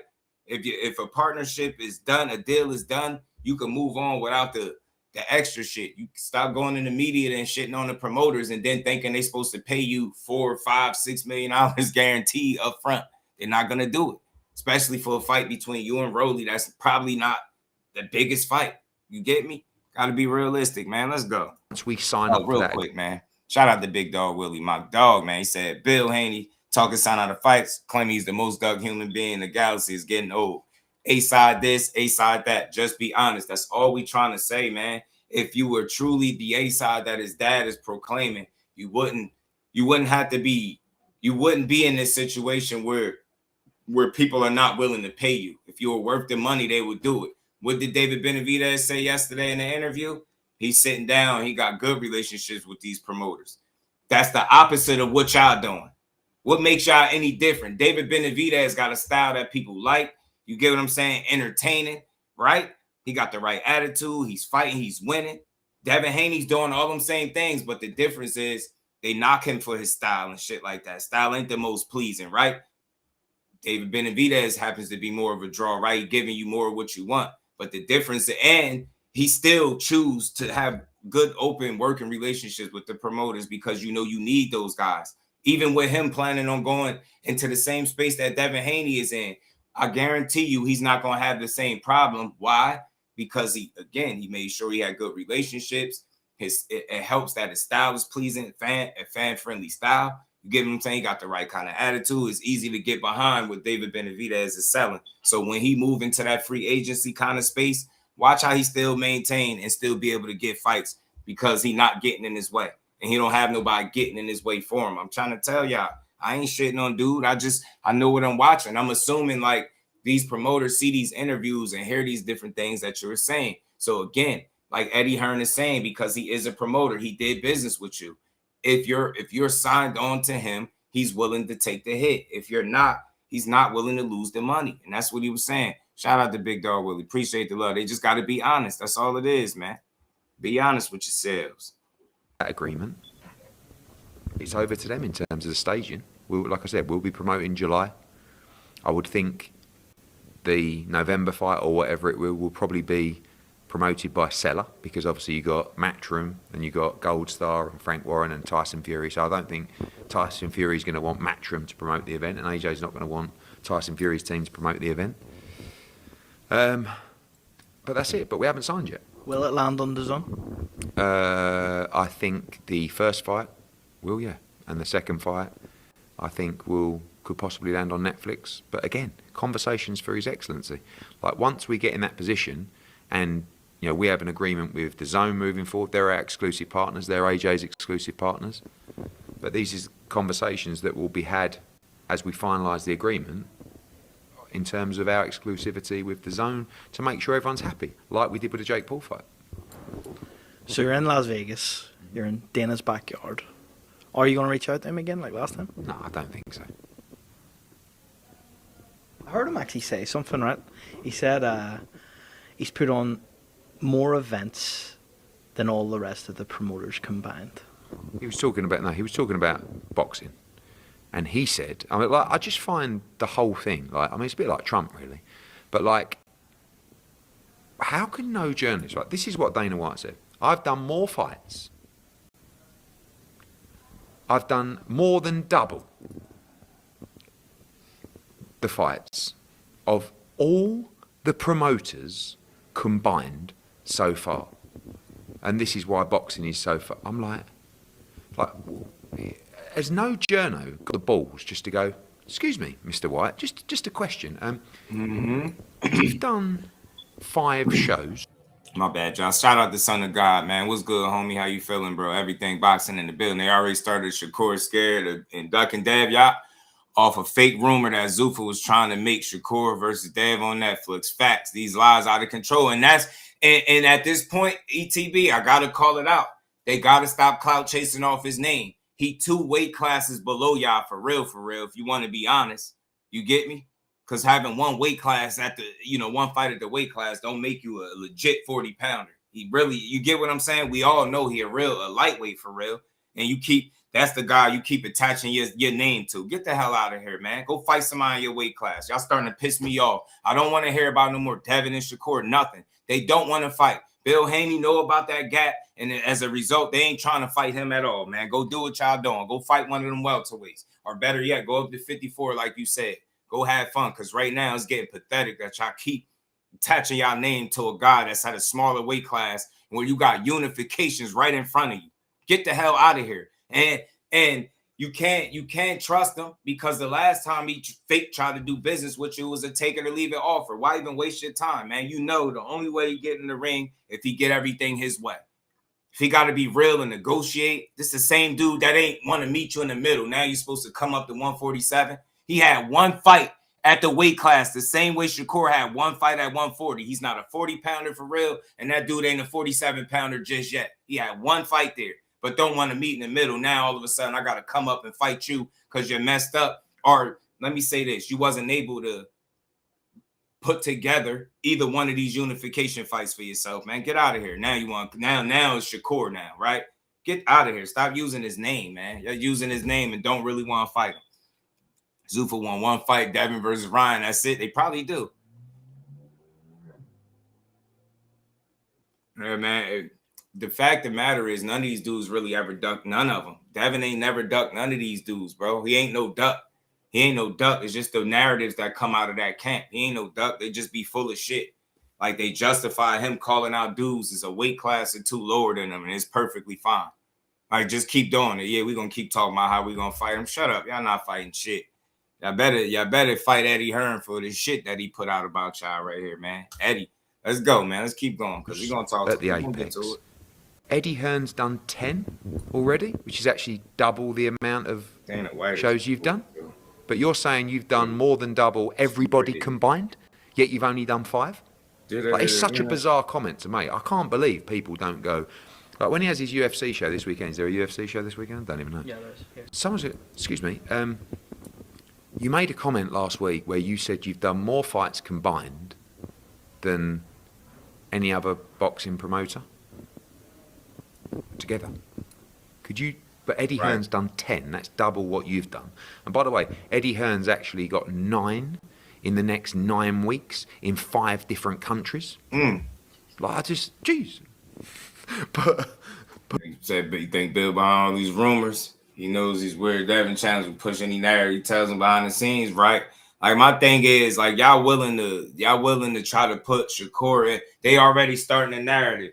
ZUFFA offering Shakur life-changing money, and Dev already said, yeah, come on, man. That no funny shit though. That got Bill written all over it. ETB, that got Bill all written all over it. Y'all always the first ones to do it. Yeah. He said, now the ball is in his court. Shut up and stop lying to the people. Yeah, with y'all lying asses out here lying to the good folk. But I don't understand it. It's like no one calls out the bullshit. It's mad. Man. It's like it's the biggest propaganda mission you've ever seen. But boxing fans aren't stupid. That's the difference. Like, you can see it in the comments. Everyone's going, hang on a minute, you've done 5 shows at the garage. Right, be honest with me, right? About, I'd say 2 months ago, we spoke about this and you were like, there's no dislike, it's all business, blah, blah, blah. It's starting to seem like on both sides there is a little bit of dislike. Like, the other day, I think he called you a bum. He said a lot of things about you, but I don't dislike him. I'm a bit surprised. But don't forget, this whole thing came from him taking kind of pot shots about us having lacking vision and all this kind of stuff, where really, and by the way, I'm not, like, he's been so nice to me face to face over the years, where all he's done is praise what we do in boxing, basically saying we are completely different to everybody else. So those comments sort of made me think, not sure about that. Then there was the fight stuff, right? So he calls me a pussy, but he's done it like 20 times. So I don't even really want to talk about the boxing stuff now because it's almost like... But he went on Piers Morgan and called me out for a fight, right? And then he said, Eddie Hearn wouldn't fight me, he's a pussy, right? So I say, I accept. I will fight you. So Misfits offer 10 million each, probably going up, I think 15, I think 20, I think would be the number from them. I think it's worth 30 each at least. Real quick, I gotta say this while Eddie is cooking, because he's gonna get to the part that hurt their feelings, that got them all butt hurt today. But I'm actively watching. I'm gonna just say it, the Devin Haney supporters channels, whatever people want to call them. I'm watching people criticize Shakur for a fight with Conor Ben, but then big Devin Haney up for a fight with Conor Ben. I watch people cheer for a fight with Teofimo and even give him credit for being the best in the division until they found out the fight didn't happen. Then Shakur fight him. Now it's the worst thing in the world. I'm watching these dudes. They corny as hell. That's why I can't watch none of these dudes like that no more, because they all do the same shit.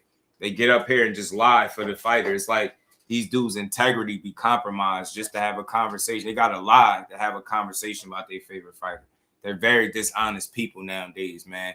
And they do a lot of narrative pushing. And like ETB was saying, this one right here got Bill written all over it, because it's always, yeah, we say, yes, it's on them now. And then as soon as this shit fall by the wayside, see, Shakur ducking, man, he won't go up to 47 to do that. Somebody ducking a guy that they officially really 2 weight classes below. You cannot make this shit up. You cannot make it up. You cannot make this shit up. Talking about if he really was good, he'd just move up and challenge himself, as if he didn't just move from 35 to 40 and challenge himself. But because he made this shit look easy, it's all, nah, he got to do it again because Devin said so. Man, get the hell out of here. That's your problem. The dude had one fight at 144 and one fight at 147. He could make 144. On everything I love, this goes to Haney, his dad, his whole entire team, and everybody that's talking. If you're not willing to meet Shakur Stevenson in the middle, stop saying his name, because he was very clear. He didn't ask you about how to make a fight. He told you how it's going to be. And you could see me at 44, just stop saying my name, and I got smoked with 35 and 40. Shut up. Go find you a welterweight or a junior middleweight to fight, because you're not fighting them. You're not fighting them. You don't even want to meet them in the middle. Y'all so unrealistic about everything that goes with y'all fighter. It's the weirdest shit I've ever seen. You telling me meeting in the middle doesn't make sense because he packed on all his muscle in just one training camp. In one training camp at 147, he packed on all of this muscle, and it's just no way he could shave off 3 pounds and then rehydrate to the light heavyweight that he want to be. Come on, man. Y'all make me sick, man. All y'all do is make excuses. This is why fights don't happen, and this is why they put narratives out, because they able to control and manipulate the way y'all think and speak, because y'all believe anything they say.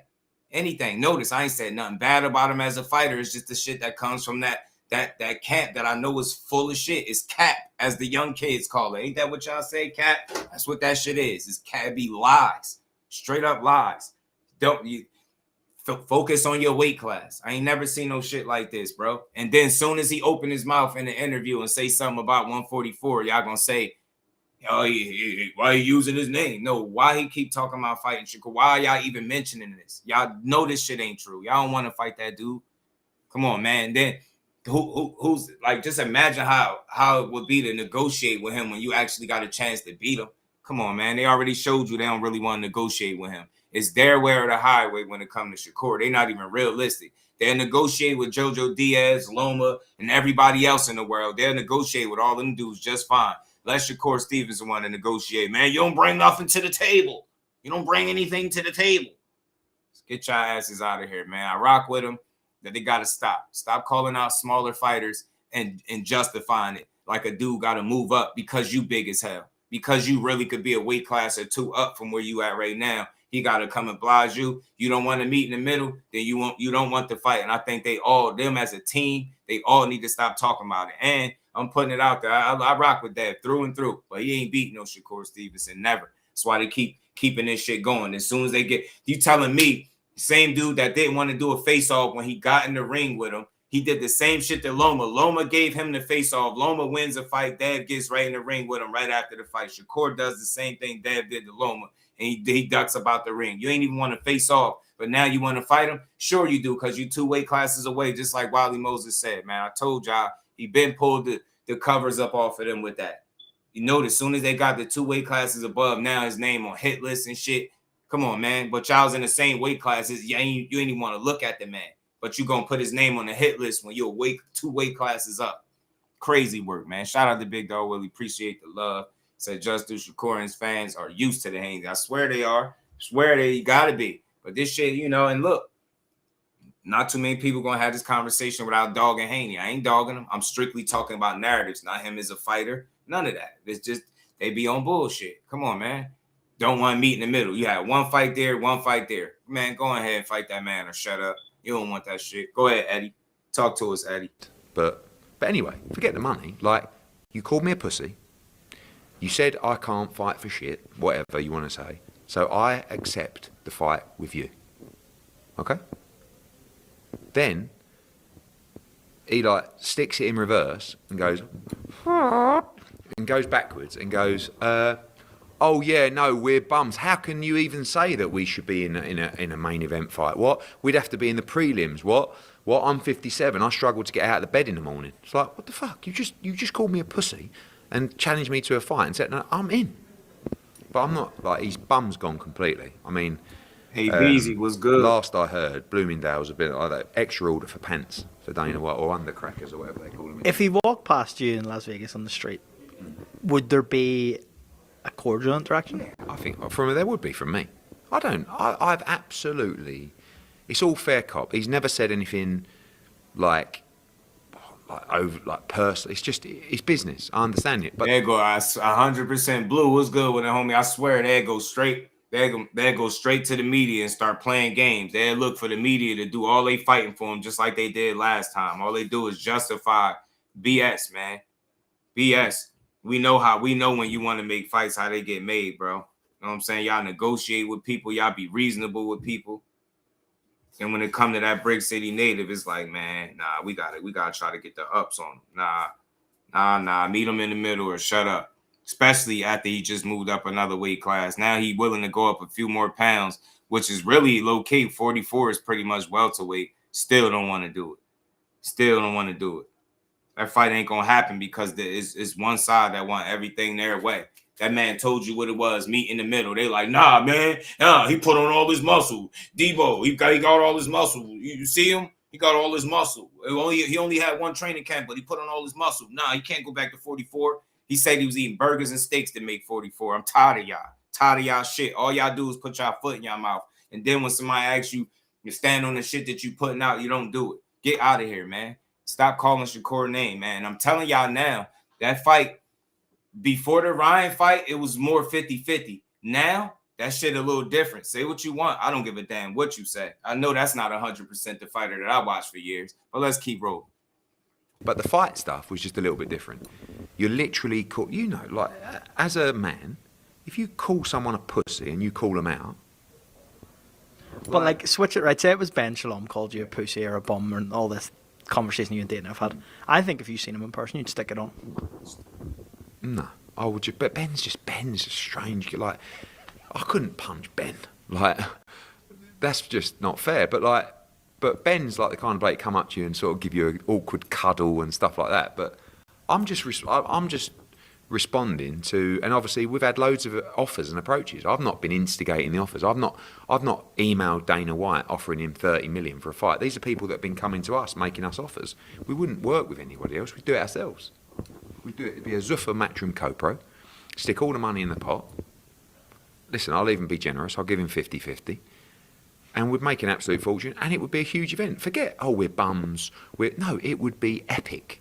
It would be, Eddie Hearn says, this is the problem with boxing. Eddie Hearn says that's one of the biggest fights in boxing. Am I wrong?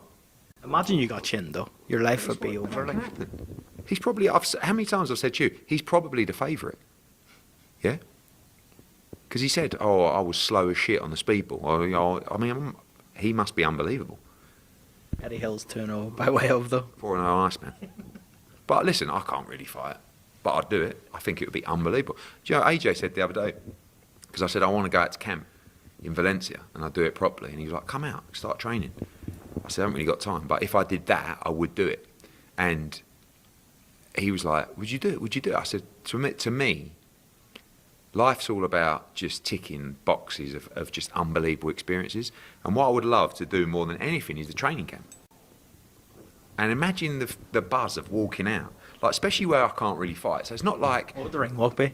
Oh, it'd be unbelievable. It'd be about 4 or 5 different songs, like mixed up. There'd be one just like when I'm getting up off me sofa in the room, big sofa, like Haribo's everywhere. And then big gown, probably the mink or something. Ali was good. There'd be one while I'm walking down, another bet, one man. as I get up on the steps, and then when the doors open, boom, another one comes out. And I'll probably go up and down the stage 20 times. Then I'll drop another one while I walk to the ring. Dana White. But I would imagine the experience. I forget. I don't want to skip past where you want this to happen, about don't the you? other shit. I do, Well, because I've got it in to my I head. believe. Because he said all this stuff, and I've convinced myself. Why don't you seriously make him an offer though, as in writing? He about to get to this shit. Listen, if I did something like that, I would phone him privately without telling you lot, and I would just say, listen, mate, do you want to do this? But publicly, I can't do more than I want to do it. So again, the media. This would be a question I would be asking. Dana, you called out Eddie Hearn for a fight, and you said he's a pussy. He wouldn't fight you. He's now saying he will 100% fight you. Are you now saying that you won't fight him? And when he does his skirting around, he goes, "Oh yeah, I mean, we would go on the prelims. We're bums. Sorry. So can you just confirm you will not be fighting Eddie Hearn?" And he'll go, "Yeah, I'm not fighting Eddie Hearn. I'm not." Why don't you turn up to the press conference tomorrow and do it? Listen, I'm not a desperado. You sound like it. No, I'm not. He called me out for a fight. I'm bang up for it. I'm bang up for it. What did you make of him signing Richardson, Hitchens, and Gerber Lang? There we go. That's all right. I think it's decent business. I mean, look, I think there's two sides to that. They weren't guys that were inundated with offers. Edgar, I think it's a really good move for Edgar. Richardson, I think he's a little bit lost. I mean, I think he had some terrible advice about a year ago. Cost him a lot of money. But now he's probably signed quite a lucrative deal. The problem is he's no longer world champion. The world championship for him was kind of like the hook because he's a good fighter, not a huge draw. People will try and avoid him. Edgar's great. They're two good lads. But Edgar's like coming off a bad knockout defeat, and he's probably getting decent money. Good luck to him. He talking about 2 people that he used to promote that left him, Hitchens and Berlanga. He ain't shitting on them. And listen to when he bring up Dev. I don't think what he's saying is said with the intent. That's why I see stuff differently. Intent matters to me. The information that he put out is stuff that people have been saying for years. He just it's much easier for him to, divulge that information because they're not in business together. It's easy for him to speak the truth. You get what I'm saying? It's really what it is. I don't think they're game-changing signings, but they're decent fighters and they've got relatively good profiles. I think they're going to attack divisions. So, like welterweight division, obviously. That rumours Haney's talking to him. Wouldn't be surprised if he goes. Have you spoke to him? No, because I can't do anything with Dev. Why? Because the money's not there, Con. Unless you need these guys, unless you're willing to lose a load of money in the process, you just can't. It's the same with Richardson. It's the part that Devin. I love Devin. We've talked about to make them. And if a fight made sense or a number made sense, but he wants crazy money, and so therefore you need someone that's. My bad. Imagine the experience. You want this to happen, don't you? Yeah. I do, because I've got it in my head, because he said all this stuff, and I've convinced myself. Why don't you seriously make him an offer, though, as in writing? It's cringy. It's like, listen, if I did something like that, I would phone him privately without telling you lot, and I would just say, listen, mate, do you want to do this? But publicly, I can't do more than I want to do it. So, again, the media, this would be a question I would be asking. Dana, you called out Eddie Hearn for a fight, and you said he's pussy. He wouldn't fight you. He's now saying he will 100% fight you. Are you now saying that you won't fight him. And when he does his skirting around, he goes, oh, yeah, I mean, we would go on the prelims. We're bums. Sorry, so can you just confirm you will not be fighting Eddie Hearn? And he'll go, yeah, I'm not fighting Eddie Hearn.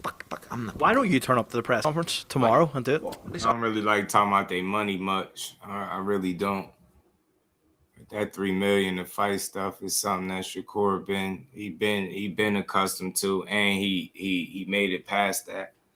I really don't like talking about their money, but I'll just give you perspective. Shakur came into the game with a silver medal. He didn't have to go to the Olympics. I mean, he didn't have to go to Mexico. So he came into the game making a certain amount of money.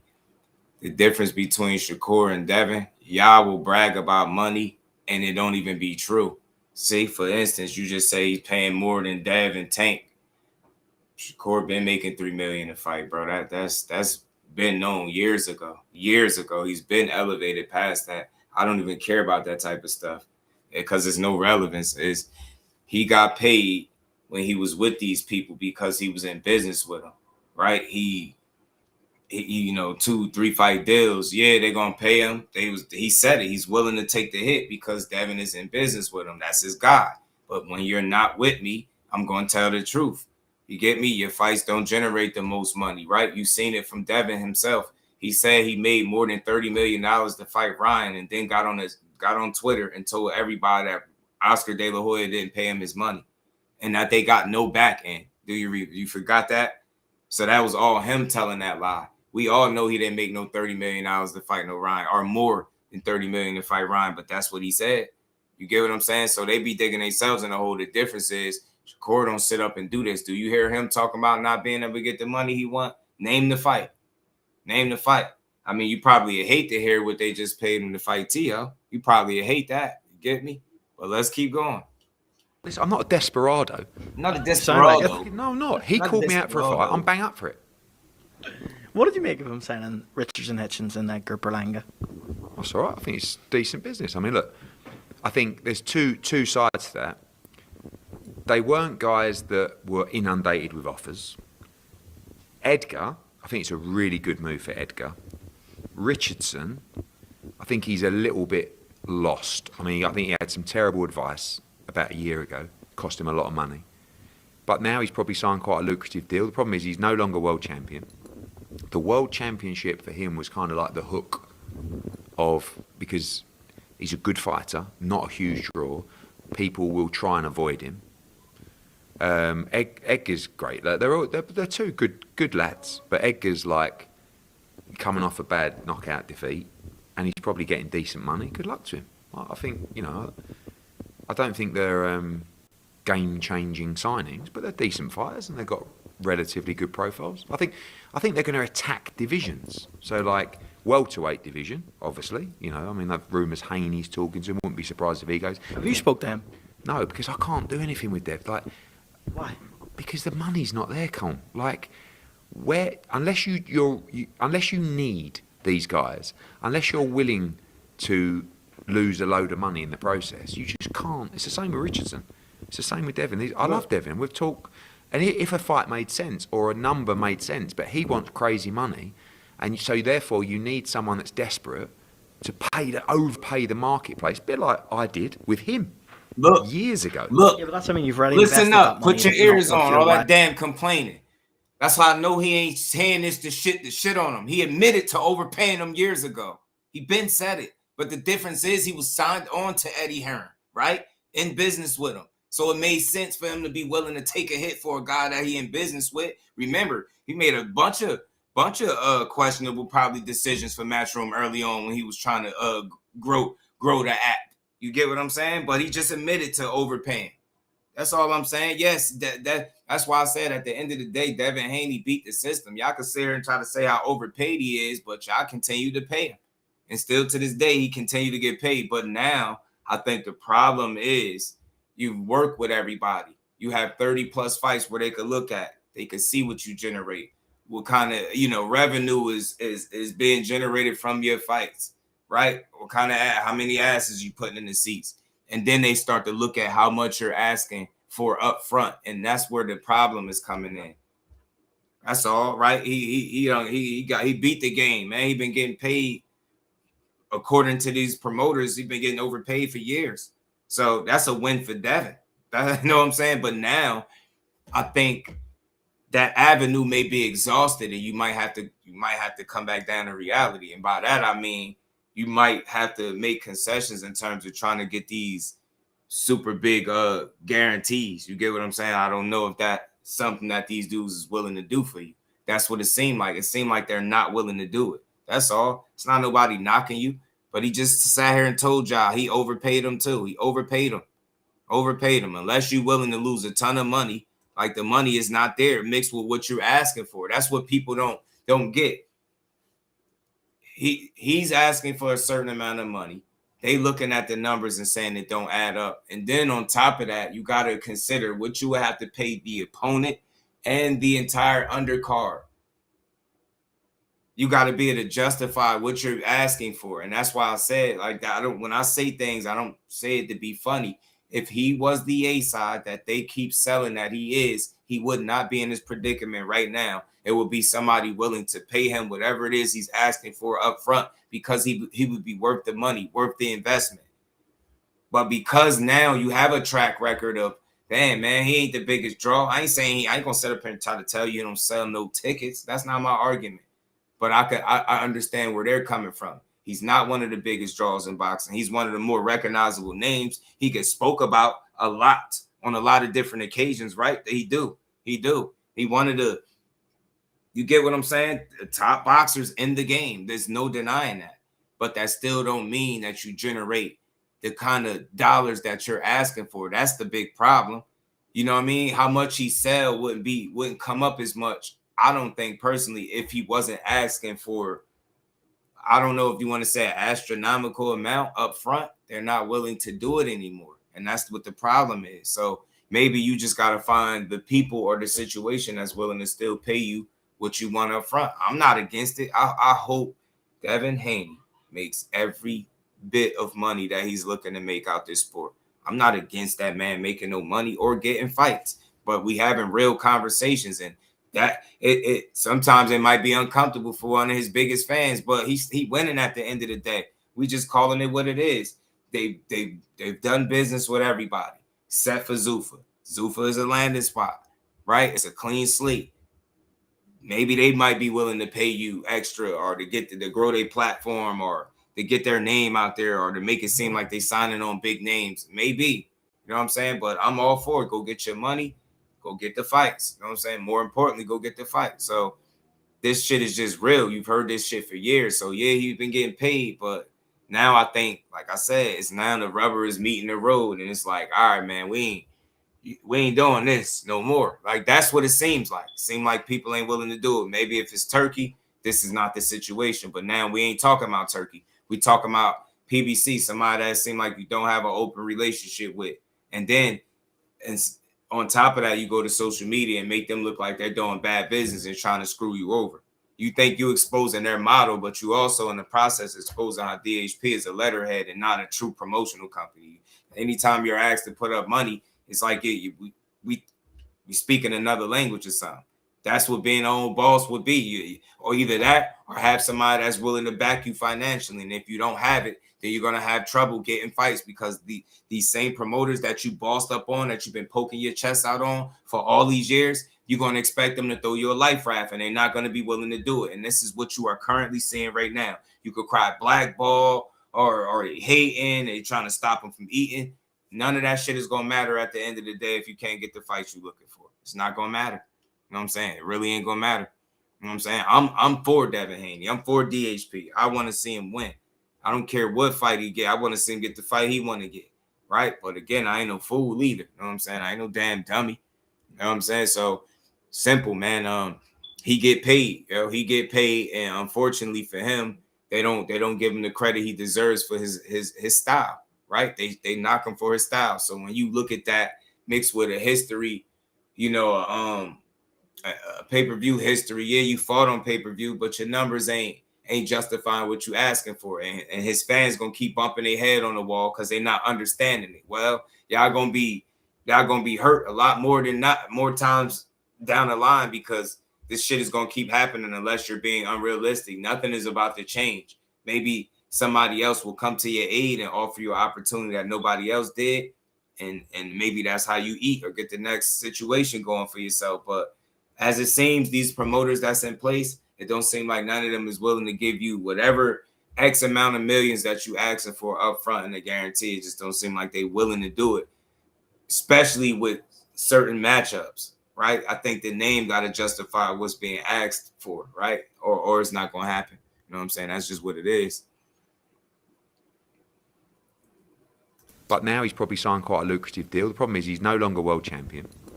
The world championship for him was kind of like the hook of, because he's a good fighter, not a huge draw.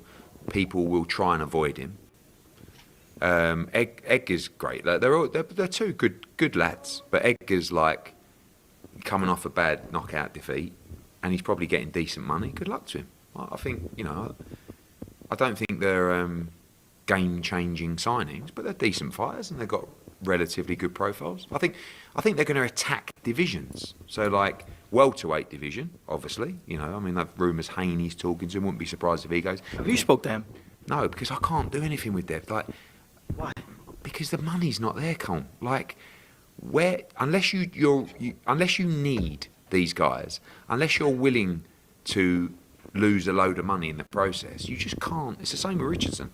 It's the same with Devin. I love Devin. We've talked, and if a fight made sense or a number made sense, but he wants crazy money, and so therefore you need someone that's desperate to overpay the marketplace. A bit like I did with him years ago. Yeah, but that's something you've already invested that money, is it not? See, there you go, and that's the thing, man. Like,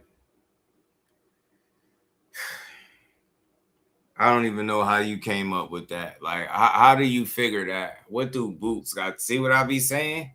That's shit that you will never see me do on behalf of Shakur Stevenson. We having an honest conversation about Devin. Y'all always deflect and make it about another fighter.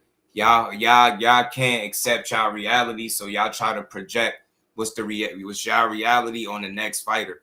Boots is a bigger star than Devin Haney, bro. Bigger name. I'm willing to bet that he won't lose money if he fought outside of Philly. But the thing is, Eddie's smart enough to put him in Philly where he can sell out at and be smart about it. So I don't know why Boots catch this straight, because Devin his situation is what it is, bro. I don't know, man. It's not a big deal to me. Not worth your while. My thing is, because we're in a position now. We're number one. Can they beat him? So we don't need money. to You're gonna get overpay paid. We know that, but can crazy they beat him? numbers to bring talent. Our talent roster's brilliant, and I just like, if I sign Devin, I just don't know what I would do with him. Like, what would I do? Devin against the winner of Jack Catcher against Shakur Gearsov. Okay, Devin's not interested in that. See, Devin just wants huge money. See, you could make the Ryan Garcia. And he also telling you he want money, bro. The money you want for these particular fights is not gonna work. And people are hard headed. They want to be like, oh well, now he deserves it. Or you're trying to blackball him. You're trying to lowball him. You're trying to do him dirty. You're doing bad business. It's like, bro, y'all the only A side in boxing claiming that all the promoters screwed y'all over and doing bad business. I've never seen this shit a day in my life before. I've never seen it from nobody else. Never. Never. The Ryan Corbin fight was done ages ago. So that's there. Maybe Devin could fight the winner of that in time. But Devin's got to do what's right for Devin. He's another great guy. But I think, you know, if they're looking at divisions, cruiserweight was another one. Right, Jai Opetaia. Again, they signed Jai Opetaia. He lost his world title. They signed Richardson Hitchens. He lost his world title. So this is something for fighters to be aware of. But if you're in a position where you don't really care, because you've reached the point in your career where you're like, I've been a world champion. The difference between Devin and Shakur, I'm talking directly to you. Shakur, when he struggles to get an opponent, it's because dudes are turning him down and don't want no smoke. When Devin don't get a fight, they fuck it up in the public every time. You just seen he did it with Ryan, and he just did it with Rolly. And now they down bad with no opponent, so they keep calling out a lightweight. Come on, man. Make it make sense. He don't struggle to get nothing. He don't complain about money. He don't complain about being the A side and none of that. He make his fights. He ain't have to beg T.O. nothing. They said that fight was easy as hell to make, and they said it on both sides. You see how how you're willing to push a narrative to try to make your favorite fighter look good. Weird shit, man. That's some weird shit to do, bro. We're not talking about Shakur. It's about Devin, the fake ass face of boxing. Y'all, that's super weird. Like y'all can't accept the reality that y'all made for yourselves. Y'all made that bed. Y'all fake bossed up on everybody to the point now where the business of boxing is telling you, all right, boss man, boss up. And what y'all doing? Fights is falling by the wayside while y'all asking for guarantees that don't justify the opponent that you fight. Make it make sense, man. Make it make sense, bro. Make it make sense. Shakur ain't only struggled to get opponents. He struggled to get a face-off with Devin Haney because he wouldn't dare stand face-to-face with him. He struggled that, too. He was struggled to get a fair deal against Devin, too, because it was a take-it-or-leave-it offer. But now Shakur's supposed to oblige him at 147 because he should be at 154. Man, get out of here, man. Get out of here, man. Accept the reality. The reality is, yeah, y'all raped the game for a long time, man. Y'all got it off on the game. Y'all piled in. Y'all raked in the money for the longest. Right now, that shit ain't going that way no more. These people, like, if you ain't, we paying you how you weigh. And if you don't weigh, we ain't paying. So that's what's going on. Now, cry about that. I could guarantee you this. Shakur Stevenson ain't going to be on Twitter crying about fights. He ain't going to ruin fights for himself on social media. You won't hear him talking about how bad the PBC did this and did that because his team going to do it. He got a good team behind him. So they don't have the same situation. He don't need a Bill Haney on his team doing mixtape tours trying to control the narrative, trying to get behind every narrative. Y'all made y'all beds, laying it, man. Laying it. Y'all bossed up. Y'all claim that y'all don't need the promoters. But it turns out in 2026 you do, because if nobody puts up the money, you have no fight. Tell me I'm lying. That's not me shitting on them. That's the harsh reality. Stop bringing up Boots. Stop bringing up Shakur. Stop bringing up anybody else. Bring up Bill. Talk about Team Haney and what they got going on. Because they the ones that's on the docket right now. You get what I'm saying? It's crazy. I could imagine what you'll be saying if I was actually dissing the man. Bro, made easy ass Cambose's fight. I'm telling you. Wouldn't even look at the other man, bro. Cambosis wouldn't go nowhere near Shakur Stevenson. Crazy, bro. They not the same kind of fighter. Their careers are not the same. You don't never hear him on social media talking about you ain't never heard Shakur tell y'all, oh, I got this much money and then had to walk it back and lie. You ain't never heard him tell you he made more than $30 million and then had to come back and tell you that it was a lie. He made more than 30 million, but then he was harassing Oscar on social media, on Twitter, talking about where my money at. Come on, man. Make it make sense, bro. They not the same type of person. They not the same fighter. Their careers is not exactly the same, bro. The way they go about their business is totally different. Devin don't get fights is because they either ruined it in the media or they had no intent on fighting people in the first place. Shakur don't get a fight is because the guys just didn't want to fight him. Straight like that. It ain't nothing else. Interested in legacy and you're not interested in unifying the belts and becoming undisputed, why wouldn't you do it? Devin's been a 3-weight world champion. 3-weight world champion. He's not like necessarily tied to the belt. He's probably going, do you know what? If I get stripped of my belt, just give me the money. Edgar Berlanga, do you think he gives a fuck about what belt he fights for? Mm-hmm. He just want the money. He's just saying, give me the money. You know. So, but they're divisions that I think they're obviously investing in. Now look at cruiserweights. So they've got Jay Opetaia, Ryan Rosicky, Chris Billam-Smith, Brandon Glanton. So they've attacked that division. Then you've got welterweights. You've got Conor Benn, Hitchens now, maybe Haney.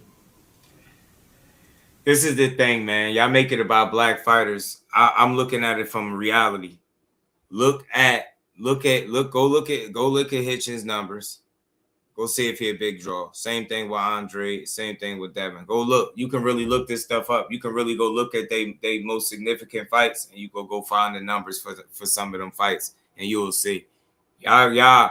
The problem is, y'all reality. Y'all want it to be something else. Y'all perception is not reality. The way y'all wish it was is not the way it actually is. Again. If they were lying, if Eddie Hearn was just trashing them and trashing fighters, then the proof would be in the pudding. They would be able to go somewhere else, show that they can sell, and somebody else will show interest in him. Think about it. You got an undefeated, quote unquote, face of boxing, and he a 3-division champion, a current champion, and he can't get the money nor fights. And you don't see an issue with that. Yeah, man. Yeah. Again, calling him the fake face of boxing, it don't got nothing to do with being biased. That's the reality, man. Don't say the wrong thing, man, because if you don't hear what you want, that don't make me biased, bro. Bias is when you're not able to speak on both sides. You be forcing these conversations because you be typing some weird shit.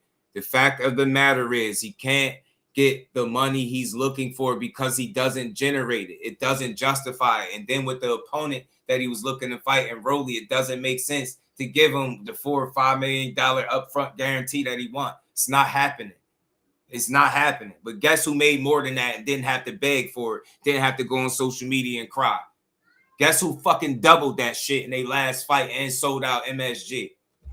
That's what y'all don't want to hear. I don't like talking about people money. I know some things, man. Gotta chill, man. Like, one guy ain't worried about it. He don't gotta do a mixtape tour and get the media to do fight his battles. He getting in here, he's standing on business, and he getting paid doing it. Get what I'm saying? He ain't having no problem getting no fights right now, because when a guy really want to fight him, he gonna get the fight. The only reason he ever had trouble getting any fights is because dudes don't want to fight him. He had to chase Valdez around.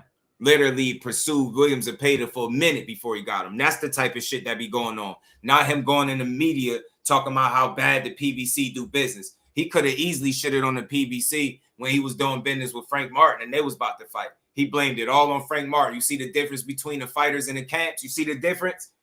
He pointed the finger where it needed to be pointed at. Frank Martin, you was on bullshit. You asked for a certain amount of money. You got it. You had the contract for a minute. You see what I was getting paid. You sent it back asking for more. And that's why the fight didn't happen. It's what people don't get, man. They different. They go about this shit differently, bro. You'll never see him trashing the promotional companies, the same ones that he going to need to throw him a life raft.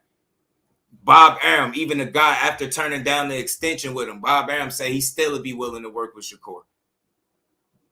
One of the hardest guys to be. He know what it is. He don't have the problems that Devin have. They both, every fighter got they struggles in their career. Devin right now, this is one of the trials and tribulations he's facing. Finding a landing spot that makes sense for him at coming off the Brian Norman fight. That's not a diss. That's the fucking reality. He's trying to figure out what makes sense and where he can go to make the money that he's been making all his career. I'm not knocking him for that. I hope he get every penny. And I hope he get the fights he want on top of that. But the reality is it's not that simple. And it's not happening that fast because of what Eddie Hearn is saying. You don't know what to do with him. You don't bring the money in. You talk about all these millions up front to fight Rolly, the same guy that you told everybody is a bum. But you want to be paid absorbent amounts of millions to fight bums. Make it make sense, sir. So on one end, you giving people more of a reason to pay you, not pay you what you asking for. Why am I going to pay you for a guy that's a bum? Right? Why am I going to pay you after you said, why are we even going to do business with you after you told Twitter that we trying to screw you over and we want you to fight with no guarantee? It's like you try exposing the business of boxing and you end up putting yourself in a weird space and end up burning a bridge, bro. That's what be happening. That's what be happening. And then they ignore it and be like, they just blackballing. They hating on us. They trying to stop us from eating. Same old play, man. They've been doing this shit for years, man. For years, man. Telling you, bro.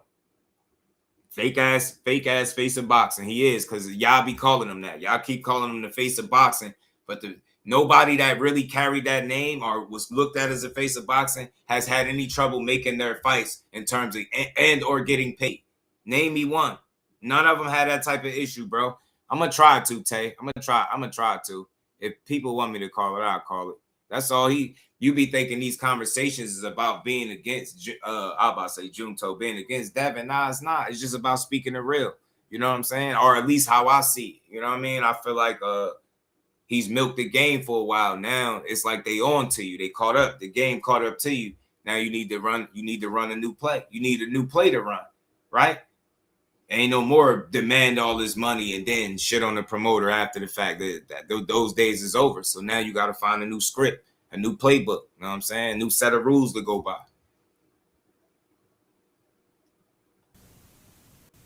Rayo Venezuela. Great fighter, actually. This isn't a bad, like, the welterweight division here isn't bad for me. Venezuela. But then they've got, so the next show coming up in May, is it? May, the next one? Is headlined by Bokacic, and what are you laughing at? Because you're just like, you're like a little kid. You're like saying all their names wrong. Wait, I'm saying names, and you start laughing in the background. Yeah, because you're saying the name wrong on purpose. No, I'm not. Bokacic. That was better. Right, and he's fighting Shane Mosley Jr. Yeah. Right, that's their headline. So yeah, I don't know. I don't really know what the plan is. What about Oscar De La Hoya's post about Conor Ben? What did you make of that? Saying he basically said that. I think yesterday changed a lot, right, with the debates for the Ali stuff, because I thought Nick Khan, I thought Oscar De La Hoya, Jay, what up, homie? Particularly Nico Ali Walsh, I thought they all spoke really well. Nah, that was it. That was the gist of what I wanted to hear from this. But yeah, man, look, at the end of the day, that's why I said y'all keep mentioning them. Won't y'all entertain it at 44? Shut the hell up. I really mean it. Shut the hell up. Neither one of them dudes are scared of each other. It's just a matter of how they gonna get the fight done, right? I think the most logical, reasonable, fair situation is them meeting in the middle, where both guys give up something but don't give up everything. They're too accomplished for one guy to have it all their way. Shakur's not gonna have it all his way, and Devin not gonna have it all his way. Do that sound realistic? Right? That's how you make fights. You got to give a little to get a little. If you don't want to do that and you want it all your way when a guy is clearly 2 weight classes below you, shut the hell up, move on, and fight welterweights. Focus on welterweights. Because I wonder if a certain guy was up there at welterweight calling out people a weight class or 2 below him, what y'all would be saying about him. There's no telling the amount of live streams y'all would talk crazy about. I know a certain somebody that can't even fight somebody that's the same size of him without y'all complaining, let alone calling out people that's 2 weight classes below him. Crazy work, bro. Crazy work, man. Crazy work. Crazy work, bro. Crazy work. Shout out to Dodge J. Yeah, beggars can't be choosers. And right now, I'm going to just be real. You need an opportunity. You need a dance partner, right? You need a great dance partner. It's all about business. Well, meet in the middle. You got 1 fight at 44, 1 fight at 47. You ain't put on too much muscle. It's 1 training camp. I'm not trying to hear that shit. I'm not trying to hear that shit at all. Either you want to fight or you don't. You don't want to fight? Nah. Cool. Leave it alone then, man. Leave the man alone. Stop speaking on him. You don't want to fight him. So, look, he said if you're ready to lose a ton of money, basically sign Devin Haney. You're going to lose. You're going to take a hit, bro. You're going to take a hit. And, again, see, this is the part that his fans don't realize. It's not so much that he's not selling. I don't think that's what they're talking about. I think the issue is you don't, like, you want a certain amount of money, but it's not justified by what you sell. So they're not saying you don't sell at all, but you're not asking for regular money. You asking for, like, them to roll out the, you know what I'm saying? Open the vault for you. You get what I'm saying? And with that being said, when you don't have a opponent that justifies what you're asking for, and on top of that, you're not the biggest draw, how are they going to make the return on the investment? How are they going to make the return on the investment if they're paying you so much? And that's before they even get to their opponent and then to the rest of the undercard. That's what y'all not understanding. Come on, he not Canelo. He not Canelo, not AJ, or none of that. You're not a Tank, respectfully though. But you're not none of them, and that's why you having trouble making those type of demands. You got to be more realistic. The promoters, the people that's responsible for putting on the fights, are telling you that you might have to basically make some concessions, but you don't want to do it. You're going to keep asking for an astronomical amount, and then when you don't get it, you're going to claim blackball or they're trying to do you dirty. But in reality, it's the business that y'all say y'all know that's not, that doesn't allow you to make the money that you're asking for. It's very simple. Boots asked at 52. He said why would I fight at 52 if I never fought at 47? That's what he said. Dev asking for that astronomical bag. I'm telling you, Aunt McQueen, that's all. And that I think that's what it is. And I think that is more so what he's asking to get paid than what he's selling, right? I don't think it's so much, oh, he don't sell tickets at all. Like, I don't think it's just that, right? But it all got to make sense. And that dude get to that money. And I respect him for it. I ain't knocking it. I hope I figure he going to find a way. He going to find a way to get to that money, man. He going to find a way to get to the money. I believe so. He going to find a way to get to that bag, but you might lose some money in the process, G. Might lose some money on in the process. You know what I'm saying? I don't know why everything is about, like, man, Shakur just sold over 21,000 at MSG and they had the highest attendance, bro. Stop. They not the same fighter, man. They not, and it's okay. The situations ain't the same. It's different, bro. Then you got to think, Shakur didn't have a fight on 420 where he was getting knocked and drug all over the ring. I think they're holding that against Devin as well, which is lame because he got cheated. But I think they holding that against him as well. They treating it like, well, we seen what you really are, like, and really you see what happens when he got cheated. You see what he really was when he kept getting up. You see what he really was when he bounced back with the Ramirez fight and the Norman fight and being a 3-division champion. That's what he really is. But they're reducing him to the lowest moments of his career. And like I said, I think they holding that against him. And it seems like after so long, guys are not willing to openly take that hit for you no more. That's what it seems like to me. I could be wrong, but we'll see. I don't think so. Bill pimping Devin out. Damn, Manny TV was good with it. You always find a great opponent and get that bag. Hopefully he find a great opponent and get the bag this time. Turkish spoiled them boys. Now they're asking for stupid money. Could be. Facts. He got the right to ask. They had the right to evaluate and say, nah, I can't do it. And that's what it is. And I don't think it's a matter of trying to diss him and devalue the guy, but that's how his fans taking it. But they're not even trying to consider the business side of it. If it even makes sense for the people, they just looking at it from a fan standpoint. Oh, it's my favorite fighter. Pay him. Pay him. It's Debo. It's Debo Dev. Nah, bro. Nah. Stop killing your fights for yourself. Stop trashing your opponents and then be asking, for money that they'll pay you to fight the absolute best. And that's really what the problem is too. You're asking for the money that you get paid when you fight the absolute best to fight a guy that you told the world is a bum. So, you know what I'm saying? They could say you can ask for what you want. I'm not against it. I hope he get all his money. Let me say it again so people get it. I hope he get whatever it is he looking for. But it ain't up to me. Get what I'm saying? And I know that's what they saying. They like, bro, we see what you able to do. We see what your biggest numbers are. And we just ain't willing to do it. That's all. We ain't willing to do it. We ain't willing to do it.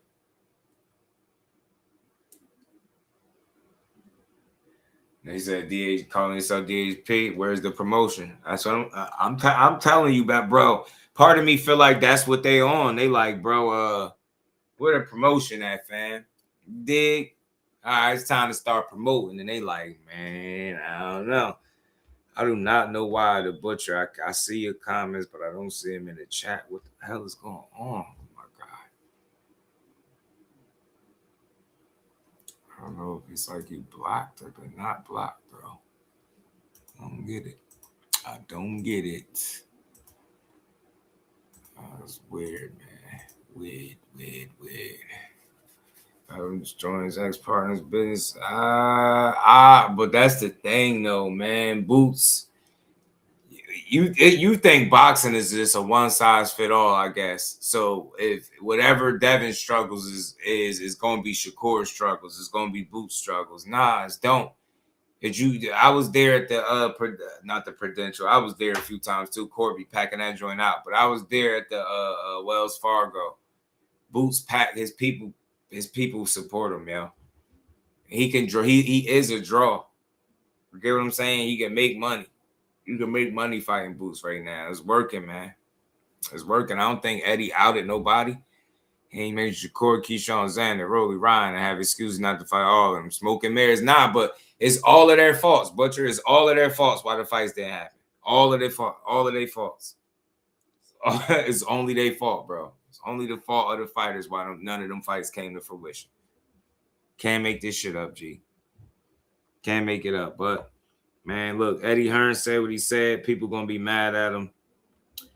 I don't think he meant it to try to diss. I really don't. Just don't think,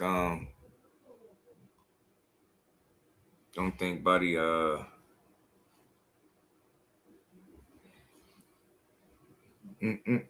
Mark Jones on DHP. Y'all ain't getting no headline. Yeah, and now he ain't with him. I thought, did he go to Matchroom? I forgot where Mark Jones went to. I thought it was Matchroom. But I know he went somewhere. He found a home for sure, though. Boots. Likeable, that goes a long way. Yeah, and he got a different style. He got a more fan-friendly style. I think Boots is very marketable. And, you know, winning the right kind of fight against Anders Iris is definitely going to be a step in the right direction for sure. So, look, man, last thing we're going to cover, I was going to skip it, but I ain't going to do y'all like that. We're going to cover this interview from Jermell Charlo with Brian Custer on the Last Stand podcast, man. Let's get to this, man. Everybody in the building, hit that like button, sub to the channel, hit the super chat, hit the cash app, support the grind. Turn your notifications. You're watching the Let's get Brian Custer. That's right. It is the Last Stand. I'm Brian Custer. We bring you the biggest names in the sport. Folks, it's been a while, but I've been looking forward to this one. Shout out to Brian Custer, joining me today is the former undisputed super welterweight champion of the world. In fact, he was the first undisputed super welterweight champion in this 4-belt era. Jermell Charlo is back with us on the Last Stand. Champ, it's been a while. Welcome back. What's up? My bad. What up? Oh, great to see you. So listen, I looked this up.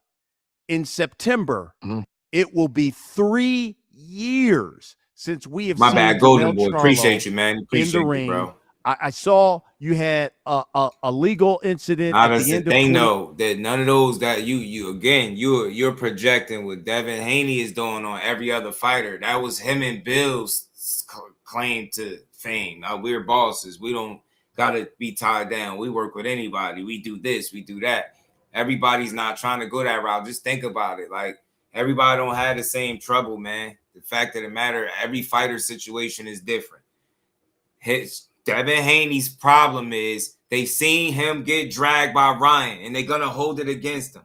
That mixed with his drawing power, mixed with the amount of money he asking for in the opponent, and it just don't make business sense. That's why the fight's not materialized. And it's not that he don't deserve the money, but it don't make sense. That's why they're unwilling to go to bat and pay, because nobody's trying to lose the money. If he was worth what he was asking for, and I'm not saying that he ain't worth it, but if they felt that he was worth it, then it would go to bat for him. Simple. Because it'll make money, right? If it make dollars, it makes sense. But what he asking for, you want to fight a bum in Rolly that you called him, and you want $5 million or so up front to do it. They're not going.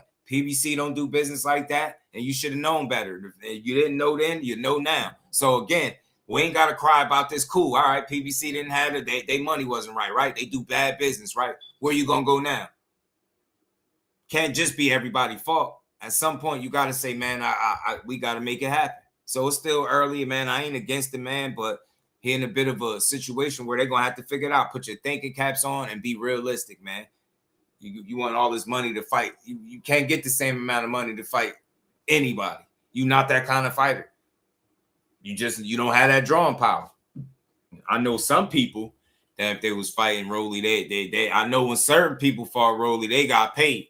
They ain't had to fall out in negotiations. They got paid because they was really the A side. You see what I'm saying? But when you pretending to be something that you not, eventually it catches up to you. That whole fake it till you make it shit catches up to you at some point, because at some point you got to really live it.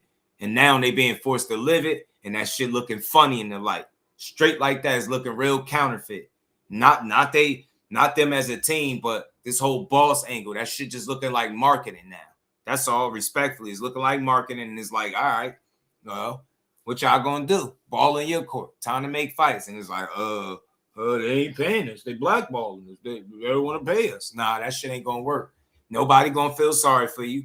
You're gonna have to go get that shit how you get it, man. You know? So shout out to DHP. I hope they get all the bread he looking for. I hope he get one of these big fights. But y'all got shut the hell up about Shakur. Y'all not going to 44. I don't never want to hear them their names put together no more, because that's the most logical way to make the fight. As I stated earlier, he only had one fight at 47 and one at 44. And when he was at 44, he told us on the internet he had to eat burgers and steaks to make that weight. So that's telling me he was eating just fine. You're not going to tell me 1 or 2 fights removed it's the most impossible thing in the world. It's not. It's a matter of if you're willing to make the sacrifice. And look, just so I'm being transparent and not biased, let me speak on the other side. The same way I could say with Shakur, are you willing to make the sacrifice? And instead of the 44, are you willing to sacrifice and add the 3 more pounds and fight him at a full-fledged welterweight for his title, right? If you're not willing to do it, cool. I respect it the same way I respect it for Haney, but just stop speaking about the fight. Stop syncing their names together if you're not willing to give up nothing to make the biggest fight in the world. I'm so sick of these fighters. If I say something is the biggest opportunity for me in life, period, what do? You sit there and wait for the opportunity, or do you do something about it? Do you get proactive and try to make sure that you snatch that shit by the horns, man? That's all I'm saying. Meet that guy in the middle, gain all the weight you want, be the light heavyweight that you want to be on fight night, and get beat by one of the best, if not the best boxer in all of boxing right now. Straight like that. But let's get into this. My bad, I had y'all waiting long enough. Just 40 minutes. Strap in, hit the like button, support the bill. We're going to talk about it. We got Jermell Charlo and Brian Custer. You know this is a little classic. Shout out to BC. 2023 that kept you away for some time, but give the fans the main OTB, reason my brother. why good, Brody? We've not seen Jermell Charlo.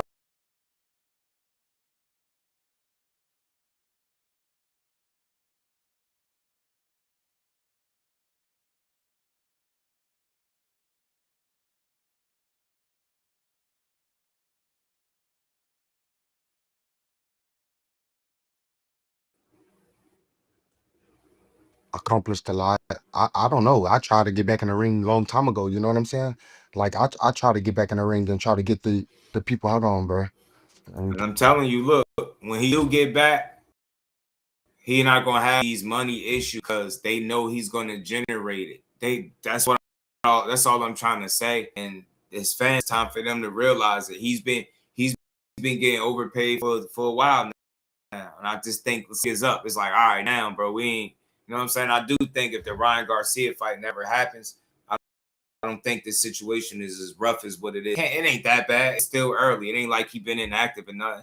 They just trying to do business and ain't gonna figure out a situation that works. That's what I think. But it's gonna take some doing, bro. It's gonna take some doing. Shout out to Conquest. What's good with it? Look. When it comes to Tank, it's just a matter of what he want. If he want to do it, it could be done. You know what I'm saying? It could be done. It's just not gonna be the other way around. Want to do it, it's not gonna happen. So man, I've been trying to get back in the ring. You know what I mean? I fought Canelo, took a little break, got some little, had some family issues, got that fixed. Everybody good, my life good, been ready to jump back in. I never complained. I never dug nobody. They never came question me, calling me. Never really seen none of the boxers talking shit. I've been patient. I appreciate my little time off, because we need that. We need to enjoy our families. We need to sit back and get life together, get life right. Make sure you go out there and invest in yourself, invest in your family, invest in your future. Great, what's good? Approaching 36, hungry as ever. I feel real quick, bro. I'm all seriousness. I think the business of boxing kind of caught up. Like they ran that shit for a long time, and they ran up some millions. And I think now everybody back looking and they seeing shit for what it is, and they like, bro, if it don't make dollars, it ain't making sense, and we ain't paying. I feel stronger. I feel like I'm at that point in my life where I I got a lot to prove. Especially with how my own kin folks are acting, and I just be like, you know what, ain't no stopping me when I get like this. So I might as well just take off, jump back in, and let's go full throttle. I don't know. I thought champion at recess meant that you could hit them up when you get back ready. I've been hitting them up for over a year and a half. So my bad. Go. What Why do you think though it's been so long? What do you think has been the main reason that you haven't been able to secure a fight? I say the main reason could be because, like I stay loyal to, the people that put me in this position.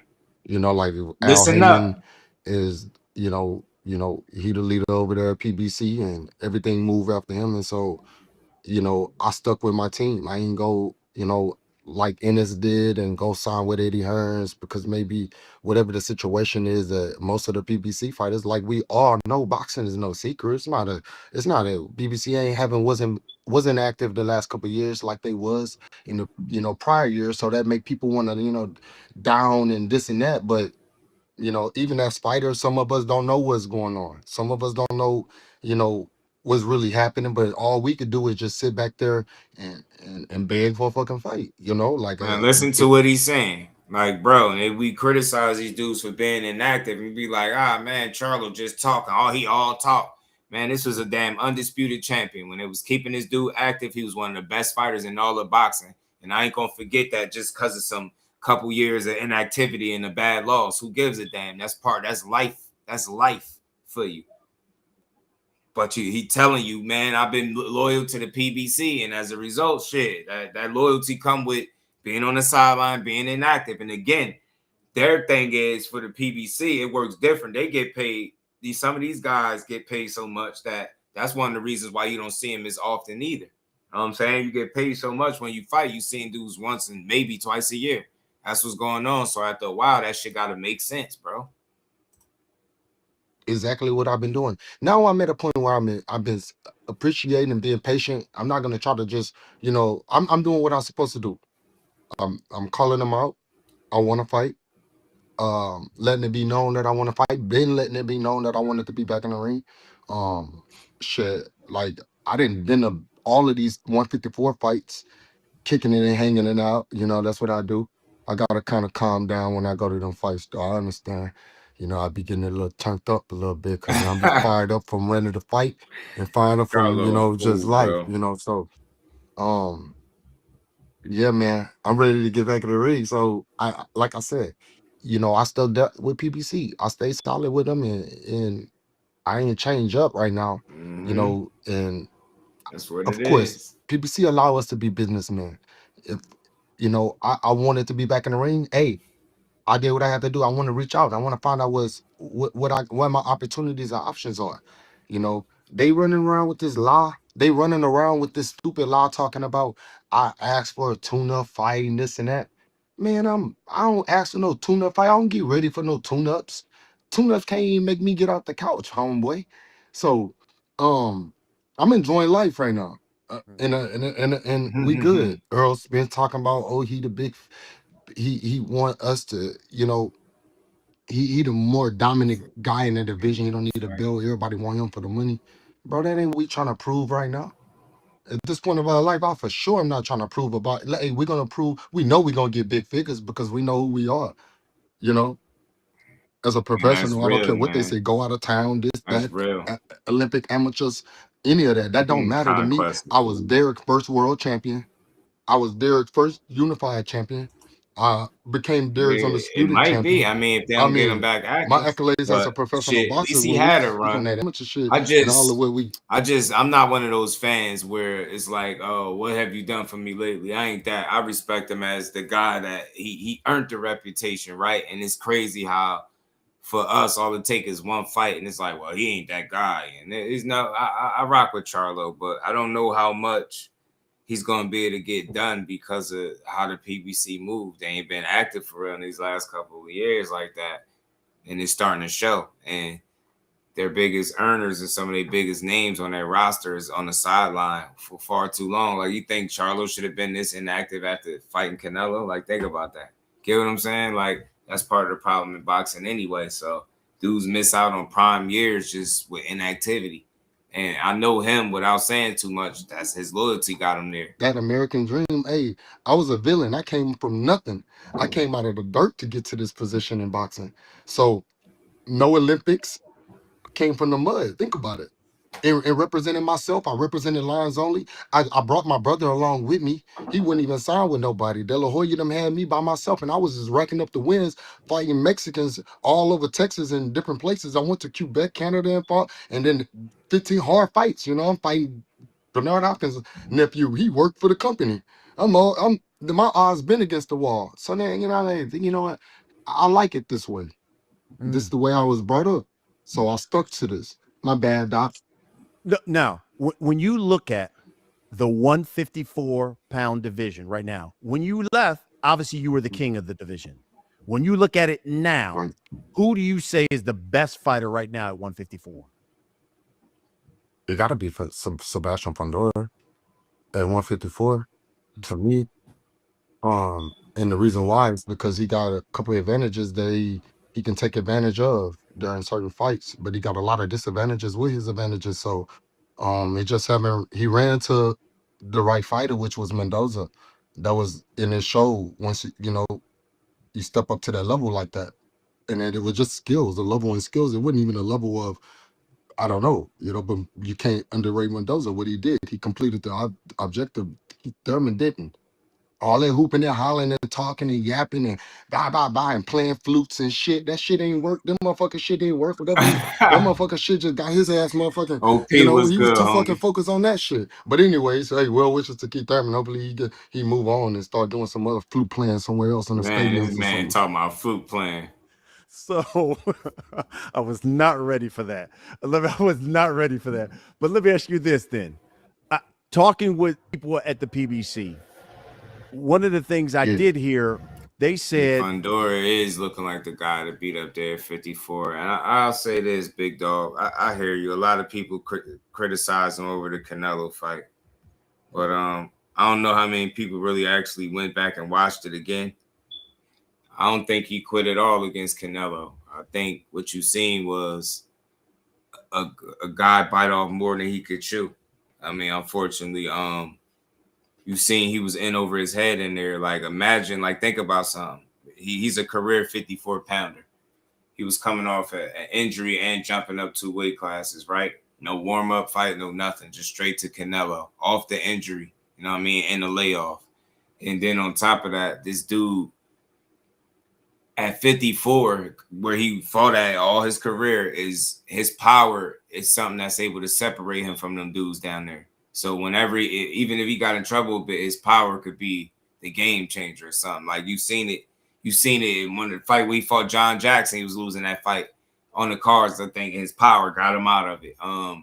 You've seen it with Tony Harrison in the second fight. You know what I mean? Harrison was boxing good. His power got him up out of it. You've seen it in the rematch with Castano. His power got him up out of it. And he stopped dude, boxed him and stopped him, right?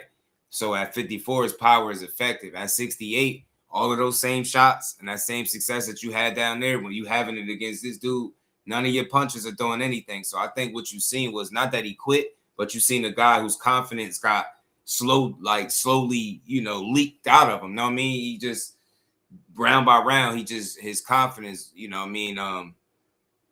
He drained him of any confidence that he could have had because he was shutting down whatever it is Charlo was trying to do. He had an answer for it. And like I said, usually this dude is able to hit you and get a reaction out of you, and he could change the fight. Against Canelo, none of that shit mattered. Canelo was able to walk through his shots for the most part, and take his best and give even better, right? So I think what you've seen, I don't think he gave up, because I had to go back and watch. And I remember I was saying that same shit, but he didn't give up, bro. Everything he did, it just didn't work. And Canelo had an answer for everything. So imagine being in a fight for the first time where your power don't mean shit. Even your boxing ability, your foot movement, all the things that you think make you Charlo and make you great don't matter against this particular guy, and he just started whooping your ass. So he just beating you round after round. I think you just seeing his confidence just, you know what I'm saying, slipping as the rounds went on, right? And then that on top of the fact, I think we was able to pick up on the fact that he wasn't willing to get knocked out too. So that's what it was. But I don't think he quit. You know what I mean? And that's me just trying to give you something else to consider or think about. Think about what he is as a fighter. I don't think he quit. He just didn't. He didn't have no answers. Everything he tried, none of it worked. No shot he could hit Canelo with would get the kind of reaction that he could get with those 54-pounders. And I think that shit it chewed up his confidence. He was like, damn, like I do this, boom. Then he felt some of that heat coming back, and it was more than I think he anticipated. And I think he thought Canelo was worse off than what he was, and it backfired. Then he got rocked to sleep a little bit. I don't think he made the weight the best. He had a love handle. Charlo don't have love handles. Look at the way Bud looked when he made 68. He did it the right way, and he got the result. This dude was coming off an injury, a layoff. He had training camp at home and didn't even have the best kind of training camp. And you going in there against Canelo, you was just in over your head. That's what it was. You know what I'm saying? But, yeah, nah, he ain't beat no Bud. Not to me. You know what I'm saying? No more talks. Shout out to you. Boxing is a business, especially at the top. Yeah, we all want to shout out to Texas. We all want to see we want to see these people the best fighting, but sometimes it ain't in the cards, man. Cause of that boxing being a business. You know what I'm saying? Yeah, he had an answer for everything and a granite chin. Like everything that Charlo did to make him successful up until that point, to get him out of any trouble, is just didn't work.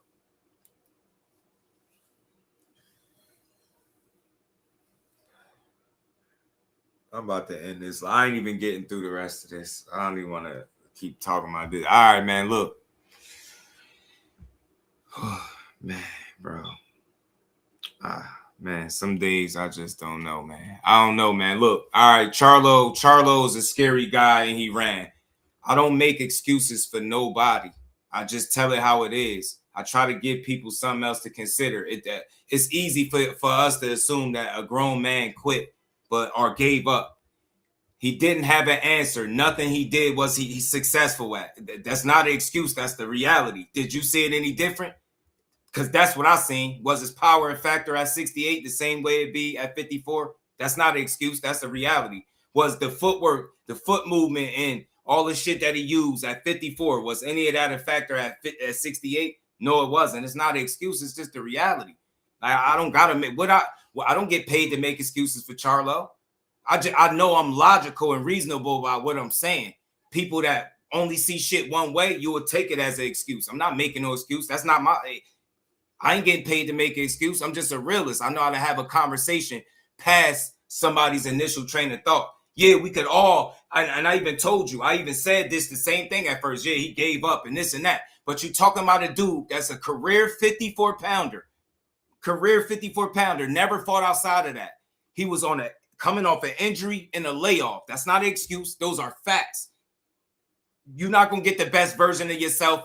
He could have came back at 54 and you wouldn't have possibly got the best version of him because of the injury and the layoff, let alone jump up 2 weight classes and fight the most established guy there.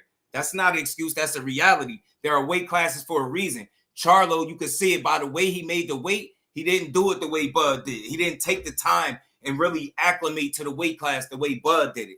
That's why he got the results. He had a love handle. That's not an excuse. Those are the reality. The man had a love handle. You get what I'm saying? And nothing he did to Canelo at 68 worked for him. The things that he did at 54 that gets him out of trouble that, he could rely on, he just wasn't able to rely on that shit at 68. That's not an excuse. That's the reality.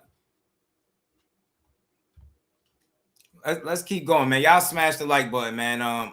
Matter of fact, I'll revisit this later. Everybody hit the like button, sub to the channel. We're gonna tap back in later, man. I got something I gotta take care of, man. We about at the 3-hour mark. We're gonna finish the rest of this interview. And Charlo gonna get his just due. He says some things about Keith Thurman. That's a little funny. Keith Thurman's a flute playing guy. But look, I bet he get in there with Sebastian Fundora. He'll have his hands full too. Sebastian Fundora is a trick bag for anybody that's getting in the ring with him. It's gonna be tough to beat him. But again, man, acclimation is important, man. You got to move up accordingly. You got to do that shit the right way, especially when you're taking on the toughest challenge. And I think Charlo shot himself in the foot. He had camp at the crib. He didn't train like he was fighting a Canelo. He trained like I think he got blinded by the money. I think Canelo rocked him to sleep, told him he was the better Charlo out of the brothers. And he had him off his game. That on top of Canelo just being better than what he anticipated too. So sometimes you just run into a better fighter, and that's what he did. He ran into a better Canelo. Canelo was better than Charlo, and he just didn't belong in that damn weight class at all. Shout out to everybody. I appreciate y'all tapping in. As always, much love to the family. Shout out to everybody that continues to support the channel. Shout out to my guy, Big Dog. You already know, as always. Love, we're going to keep building. We probably will be back. If not, we're going to come on early tomorrow, and we're going to build on this boxing. We got some more we're going to get to. We're going to finish this interview off the right way, man. You already know. So, look, shout out to everybody. I appreciate y'all pulling up on this Good Friday.